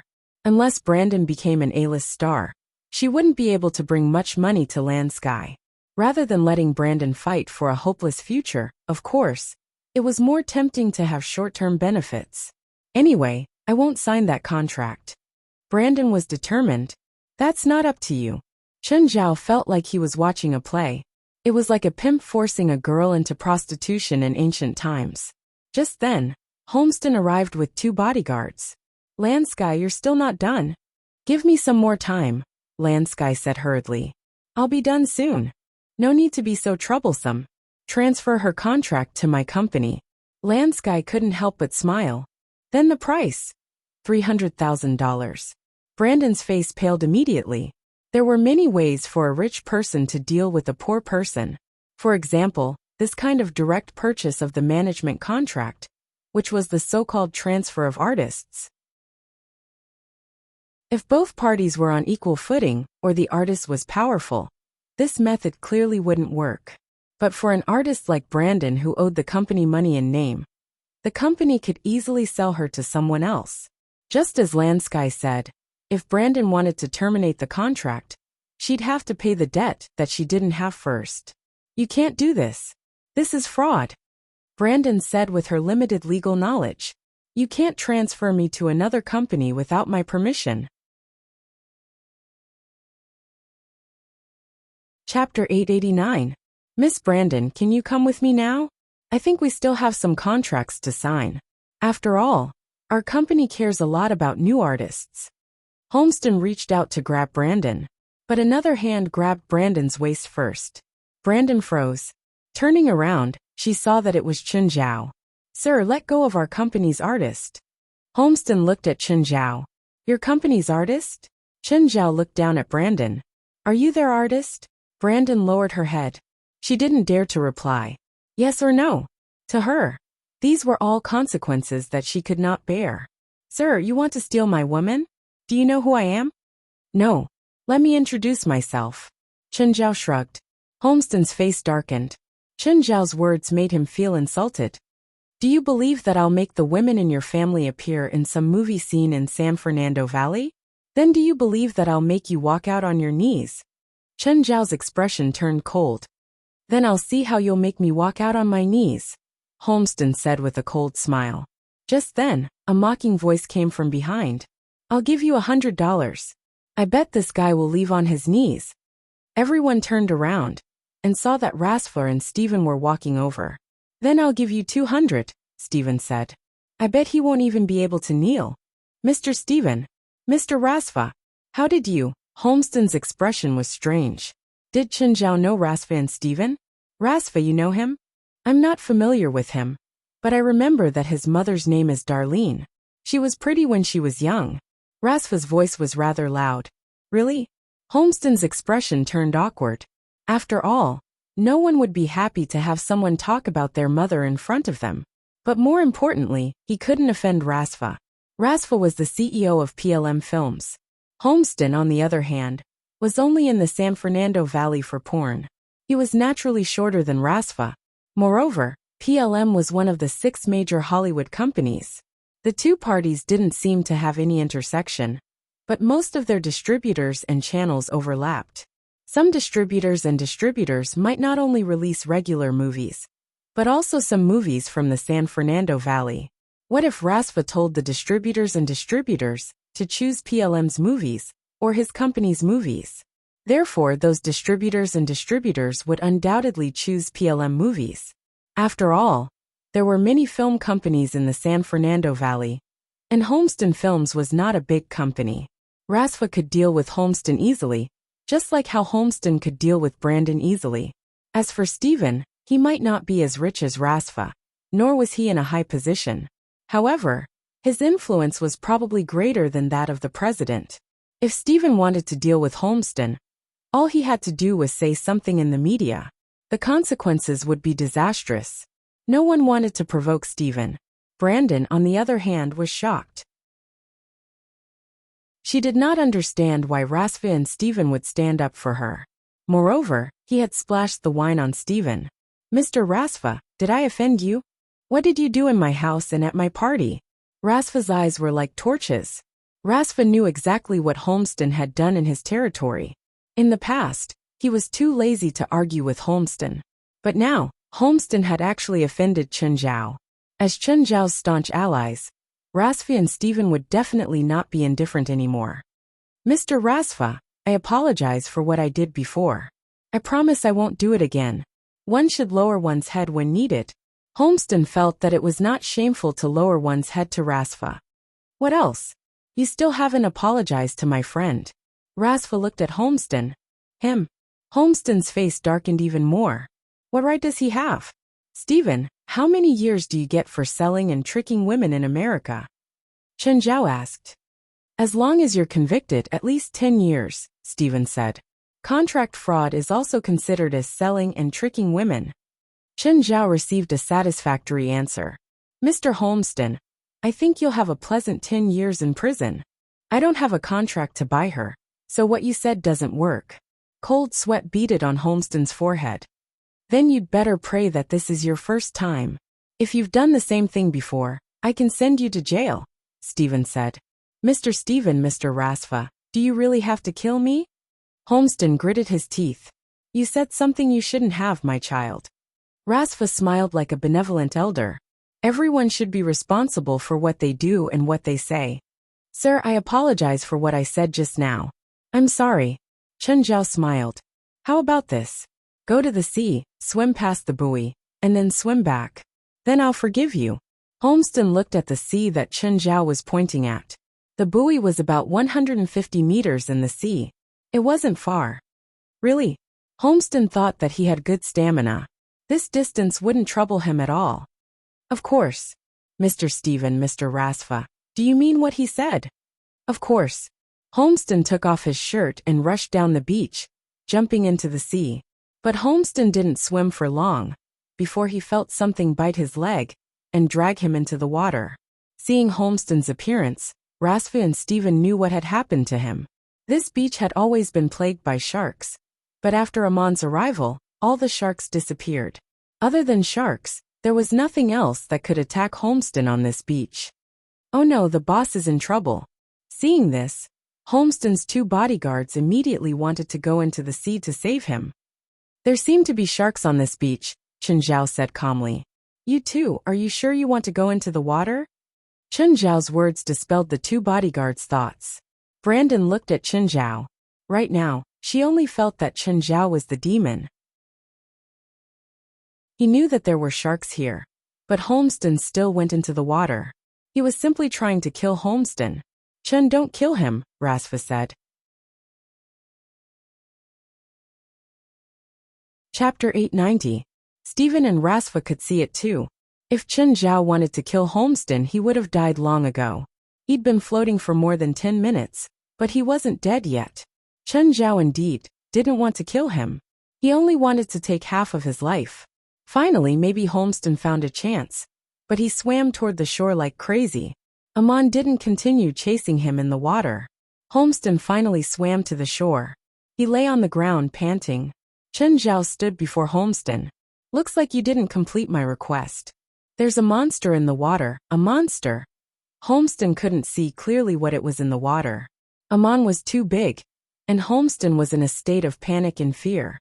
He only wanted to escape to the shore, so he didn't care about anything. He only knew that it was huge, really huge. Chen Zhao looked at Holmeston. Don't give me a reason. Chen Zhao looked up at Stephen and Rasfa. I want to know how to make him go bankrupt as soon as possible. Simple, Rasfa said. As long as his reputation goes bankrupt, the bank can force him to his death. What's his company called? Farah Films. Chen Zhao took out his phone and called Amira. Hey Amira, help me check which banks Farah Films has taken loans from, okay? No need. I know this company. They've taken loans from our bank before. Oh Amira, you're interested in these movies too? You actually know this film company. Because their boss once invited me to shoot a movie. Haha, so you agreed? Chen Zhao almost peed from laughing. What do you think? Amira's tone was cold. I'm curious why you agreed to give him a loan. Because he's willing to pay the highest interest rate.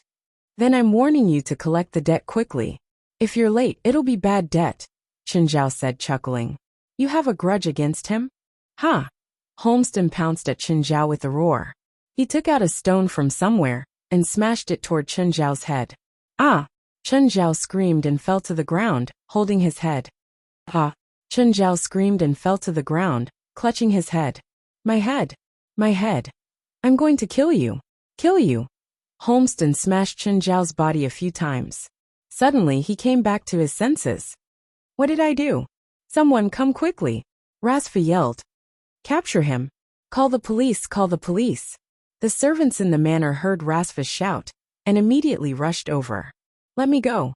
Let me go! I didn't mean it, Holmeston argued.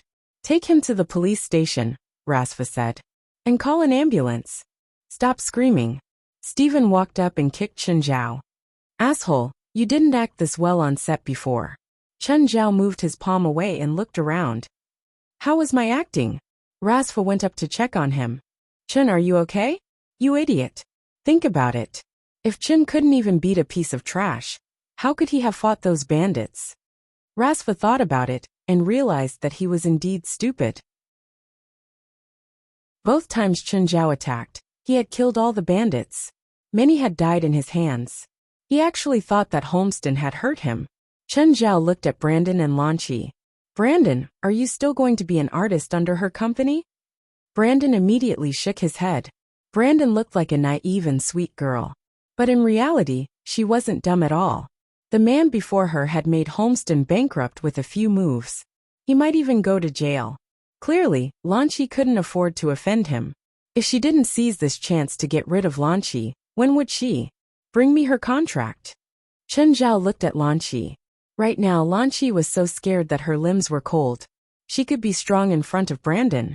But before Holmeston, she was only a brothel keeper. She didn't expect Chen Zhao to cripple Holmeston with a flip of his hand. She definitely didn't think that she could defeat Chen Zhao. The two Holmeston bodyguards were still standing there. They didn't know what to do. What are you looking at? Your boss is going to jail. Do you want to go too? Do you need me to arrange a room with him? Sir, I promise I won't tell anyone. Me too. At this time, the advantage of having connections came into play. With a call to the bank, Chen Zhao could make Holmeston want to die. Oh, did you call the ambulance? You're really hurt. I need to check. Personal injury and attempted murder, Chen Zhao said. Oh, send me to Chantilly Hospital. Brandon looked at Chen Zhao deeply. Ruthless, so ruthless. If he made Holmeston's company go bankrupt, he'd be sent to jail. After expressing his gratitude, Brandon left. Brandon was a woman who knew when to retreat. She was smart. Chen Zhao saw Yafan and Lucy in her. But compared to the two vixens, Brandon was much more inexperienced. A while later, the ambulance arrived. Seeing Chen Zhao covered in blood, Fur couldn't help but be stunned. Chen, what's wrong? I was beaten up. I'm seriously injured. I need treatment. Fur could tell from Chen Zhao's tone that he wasn't seriously injured at all.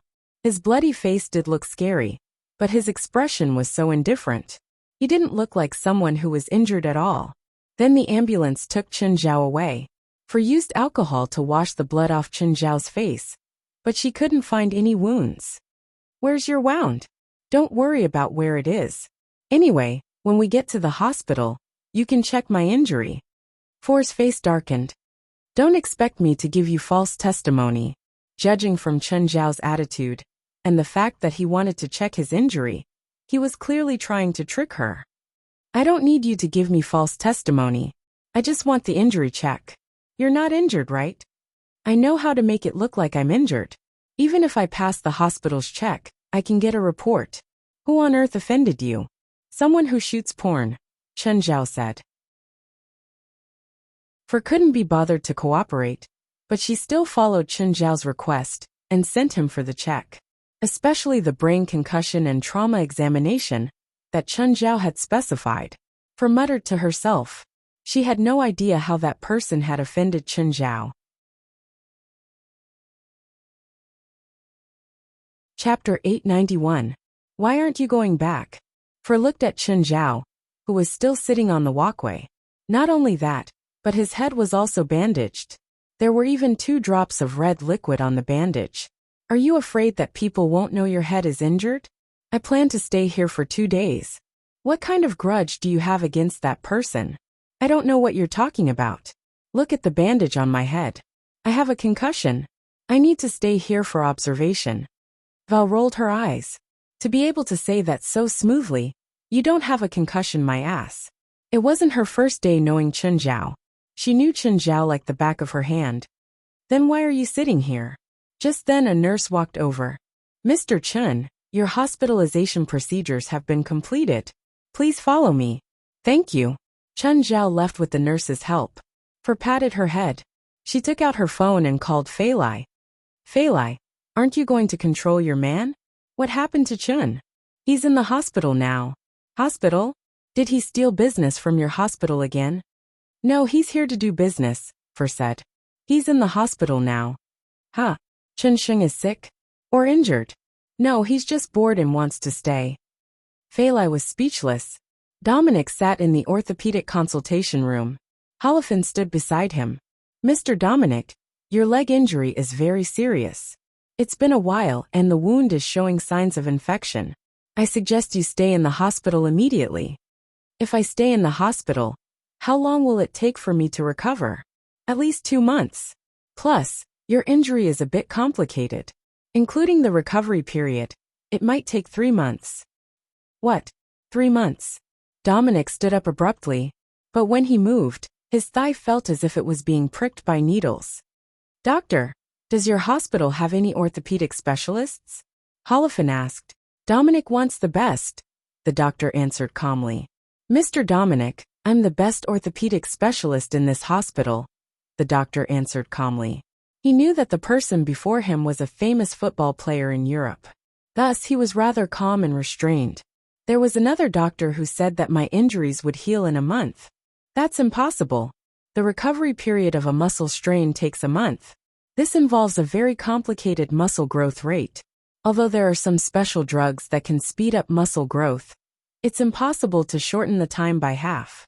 Moreover, the 2 months I gave you is already a very optimistic estimate. I want a world-class orthopedic expert. I don't think you're qualified. Dominic sounded very arrogant. The doctor said helplessly, Mr. Dominic, please go to other hospitals to try your luck. At least our hospital doesn't have a world-class orthopedic expert. Fuck. I told you not to get your hopes up in this rural hospital, Dominic said unhappily. Holofin helped Dominic out of the consultation room and saw Chen Zhao walking toward them. Chen Zhao was also supported by a nurse. His head was wrapped in bandages. He seemed to be heavily injured. Hey, isn't this Mr. Chen? What's wrong? Dominic walked over with a smile. None of your business. Chen Zhao glared at Dominic and Holofin. You're so injured and still don't know how to keep a low profile, Holofin said provocatively. Chen Zhao paused. Do you want to lie on the bed too? Holofin immediately stopped talking. He was really afraid that Chen Zhao would attack him. Let's go. He'll beg me sooner or later, Dominic said with a snort. Your brain must be damaged by the drugs. Do you think I'd beg you? Chen Zhao turned his head in disdain, ignoring the two. Holofin, call Mr. Charnon and tell him to come to the hospital, Dominic said. This is the hotel, right? Gaia looked up at the building where the hotel was. This is the biggest hotel in LA. There are thousands of rooms. How do we find him? Just check the guests. If he's our target, he should have a few puppets with him. For our year-end bonus. For everyone's vacation. Seeing Gaia and the others enter, the manager immediately walked over. Hi, do you need a room? Everyone looked at West. We're the police, West said. Police? Is it because of the murder that happened here a few days ago? Yes. We suspect that the murderer might still be in the hotel, so we need to investigate the guests. How can we cooperate? The manager asked. Take out the guest list. We need to check it. Okay. The manager didn't suspect West's identity, mainly because the police had been investigating and collecting evidence in the past few days. The manager went to the front desk and took out the guest list. Is there anything else I can help you with? Sir, Gaia said. I'd like to ask if there's a rumor that your hotel is haunted. No, there's no such thing. Sir, we're not reporters or your competitors, Gaia said. We won't spread rumors. We just suspect that the incident might be related to the murderer, and that it's an illusion created by the murderer. The manager hesitated. Finally, he admitted it and nodded. Indeed. When did it start? Last Thursday. Okay, thank you for your cooperation. If there's anything else, we'll ask for your help again. If there's nothing else, I'll leave now. After the manager left, West asked in confusion. Gaia, does this news have anything to do with the person we're looking for? First, we can confirm that the puppeteer has a ghost servant. I suspect that he purposely left the ghost servant in the hotel after he checked in. That's why the haunting happened. So we started investigating the day before last Thursday, and have been here until today. That way we can narrow down the scope. Everyone understood. If it were them, they would probably compare the rooms one by one. Many people. They stayed here for at least 8 days. Yes, there's a group of people here. Moore pointed at the screen of the computer and said, there were 6 people in total, and they booked 2 rooms. One of them was a deluxe suite, and only 1 person lived in it. The other was an ordinary suite, and 5 people lived in it. That's it, Gaia said. Which room? 18th floor, room 501. It's a single room. The person staying there is called Chanong. Chapter 892. Everyone stood outside the door and exchanged glances. Gaia gestured. Jalag kicked the door. I'll go in first. Gaia was still worried that they'd rush in first. After all, she wasn't sure what they'd encounter, so she, the thick-skinned one, should go first. 3, 2, 1. Gaia gestured a countdown. Jalag kicked the door open. Gaia charged into the room. The person who was sitting on the sofa suddenly jumped up. Who are you? Everyone looked at the person before them. His eyes were glowing green. Your captor. Gaia's arm glowed red. Seeing Gaia's arm, the person turned and ran. Gaia immediately chased after him. But the person crashed into the glass on the wall. With a crash, the man smashed through the glass on the ground and fell outside. Everyone was stunned. They ran to the window and looked down. The person had fallen onto the road below, his body smashed to pieces. Dead. No, Giselle suddenly shouted. He's not a puppeteer, he's a puppet. Then what about the puppeteer? Oh no, we've been tricked, Gaia shouted. The puppeteer actually lives in the same room as the other puppets. He purposely separated them to make us think that the puppeteer lives here. Go to the 16th floor. But when Gaia and the others rushed to the 16th floor, they found that there was no one in the suite. Damn, the puppeteer got away. Maybe he hasn't gone far. Let's chase. A taxi stopped by the roadside. The driver looked at the 5 people in the car. 4 of them were wearing sunglasses. Sir, my car is small. It can't fit 5 people. Sitting in the passenger seat, Charnon took out a stack of money and handed it to the driver. "This is for you, Chantilly Hospital." "Thank you."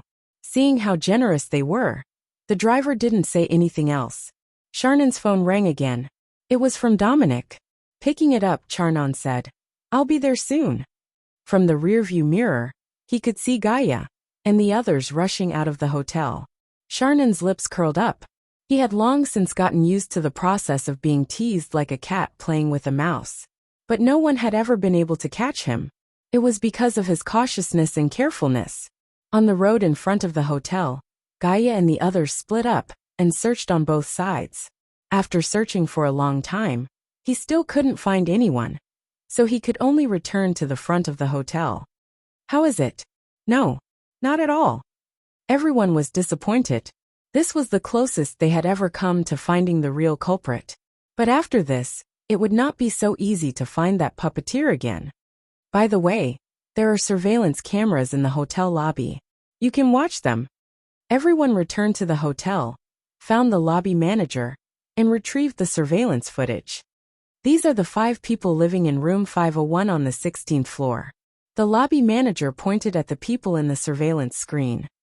"Thank you." After Gaia sent the manager away, he said, "Among the 5 of them, only the dark-skinned one isn't wearing sunglasses. The other 4 are wearing sunglasses. This person is the puppeteer. Keep a copy of the puppet master's photo on everyone's phone." After sending the message, Gaia's phone rang. "Gaia, who is this man? Why are you sending me a stranger's photo? This is the real culprit who hurt the puppeteer. We found that his registered name is Chainin, but we don't know if that's his real name." "Okay. By the way, where are you now?" "In the hospital. Seeing a patient." "No, I'm in the hospital. Don't joke around. You're sick?" "Actually, I was beaten up and sent to the hospital. This is even funnier than the previous one. Someone beat you up and sent you to the hospital?"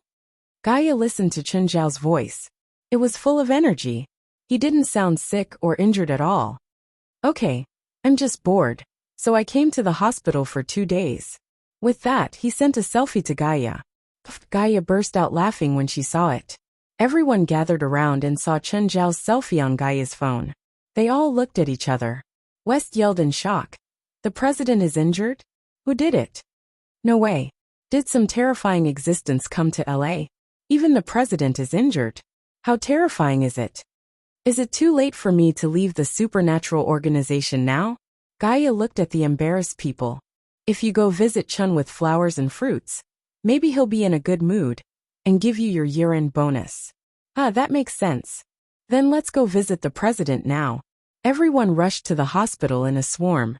Chen Zhao had only been in the hospital for less than half a day, but he already regretted it. How could he be so stupid to really stay in the hospital? Whatever. No matter what, he'd already done the admission procedures. He had to stay for at least 1 night. But it was so boring. He really wanted to find someone to teach him a lesson. Chen Zhao walked out of the single room and pushed the infusion rack. Whistling, he strolled along the corridor of the hospital. Just then, he saw 4 in front of the medical counter. She seemed to be talking to the medical staff. "Hi 4. 4 glanced at Chen Zhao and then ignored him. She turned to leave. Chen Zhao immediately chased after her. "Are you done eating? My treat. Are you bored? You can go home right now. Falico's still home." "No, I have to stay for 1 night. At least 1 night. How much do you hate that person?" "Not too much, but I've already planned his life," Chen Zhao said. "First, I'll bankrupt his company and then send him to prison. I'll find a few big black men and have them stay in the same room as him." Chen Zhao's spittle flew everywhere. For was really not interested in listening anymore. Chen Zhao immediately chased after her. "Where did you go? Didn't you say you'd treat me to dinner? Fine. What do you want to eat?" For brought Chen Zhao to the hospital's cafeteria. It was a buffet. 4 watched as Chen Zhao placed the entire plate of spaghetti on the table. She was speechless. Holding her forehead, she looked at Chen Zhao. "Are you sure you can finish it?" "Of course. Do you want to bet?" $100. Just then, a patient at a nearby table pushed $100 over. I bet you can't finish it. Chen Zhao stood up. Anyone else want to bet? Let's see if I can finish this plate of spaghetti. More and more people gathered around Chen Zhao in 4. Chapter 893. I'll bet $20. You can't finish it. 30. Ditto. I'll bet $50. This is 10 servings of spaghetti. One person can't finish it. Chen Zhao held the fork in one hand and the basin in the other. Is there no one else to bet? Then I'll start eating. 4 was speechless. She thought that Chen Zhao was really bored out of his mind. But soon, Chen Zhao finished half of the spaghetti. Fuck, he really finished it? No way. How can he finish so much? The small amount of spaghetti wasn't a challenge to Chen Zhao at all. Chen, is your stomach bigger than other people's? A doctor who knew Chen Zhao asked. Then, Chen Zhao ran to the counter and used the spaghetti bowl to fill it with steaks. The densely packed steaks piled up in the bowl was too visually shocking. Come, let's continue. Is there anyone who wants to bet? Let's continue. Everyone only needs to bet $100. If I lose, everyone will have to bet $1,000. There's at least 15 kilograms of steaks here, right? You just ate so much spaghetti. You can't possibly eat so much steak. I don't believe it either. I'll bet $100. You won't go back on your words, right? 4 felt that Chen Zhao was here to scam money. In just a short while, another dozen doctors, nurses, and patients who didn't believe him placed their bets one after another. They really didn't believe that someone could finish such a huge basin of steaks. Chen Zhao had eaten 10 servings of spaghetti. Even if he was on an empty stomach, he wouldn't be able to finish so much steak. But after Chen Zhao started eating, their doubts turned to hesitation, then to regret, and finally to despair. Chen Zhao stuffed the steaks into his mouth piece by piece. After chewing a few times, he swallowed without stopping. Everyone watched as the steaks in the basin decreased bit by bit. When Chen Zhao swallowed the last piece of steak, everyone exclaimed in surprise. I did it. Of course, I also earned $1,300. Chen Zhao waved the money. Does anyone else want to bet? If you do, we'll continue until I lose. I don't believe you can keep eating. Come on, let's continue. I will win back all the money I lost. That's right, you have to spit out the money, or your stomach acid. Chen Zhao went to get 10 more pizzas, using the same plate. Come on, place your bets. Same rules. You have to bet at least $100. If I lose, I will pay each of you $1,000. 4 looked at Chen Zhao worriedly. Chen Zhao had already eaten more than 20 kilograms. An adult man weighing 75 kilograms would need to consume about 3,000 to 3,500 calories a day. 7,000 calories could be compared to 1 kilogram of beef. In other words, a healthy man would consume less than 1 kilogram of beef a day. However, Chen Zhao had eaten at least a month's worth of calories for an adult. Chen, are you really okay? Chen Zhao grinned, revealing his pearly white teeth. Of course I'm fine. Do I look like I'm fine? Chen Zhao wasn't strong in other areas, but his digestive system wasn't something most people could compare to. The heat from the food was also spread to every corner of his body. Come on, start your performance, someone yelled. Chen Zhao grabbed the pizza and started wolfing it down. Everyone swallowed a mouthful of saliva. Could it really be eaten? 10 minutes later, Chen Zhao finished all 10 pizzas. Everyone was so shocked that they couldn't close their mouths. Chen, I really want to cut your stomach open and see if there's an alternate dimension inside. Do you want to continue? Continue. Continue. Continue. Everyone yelled, except for the owner of the restaurant. Of course, it was hard to ignore the crowd. Chen Zhao took another 15 fried chickens and countless roasted wings.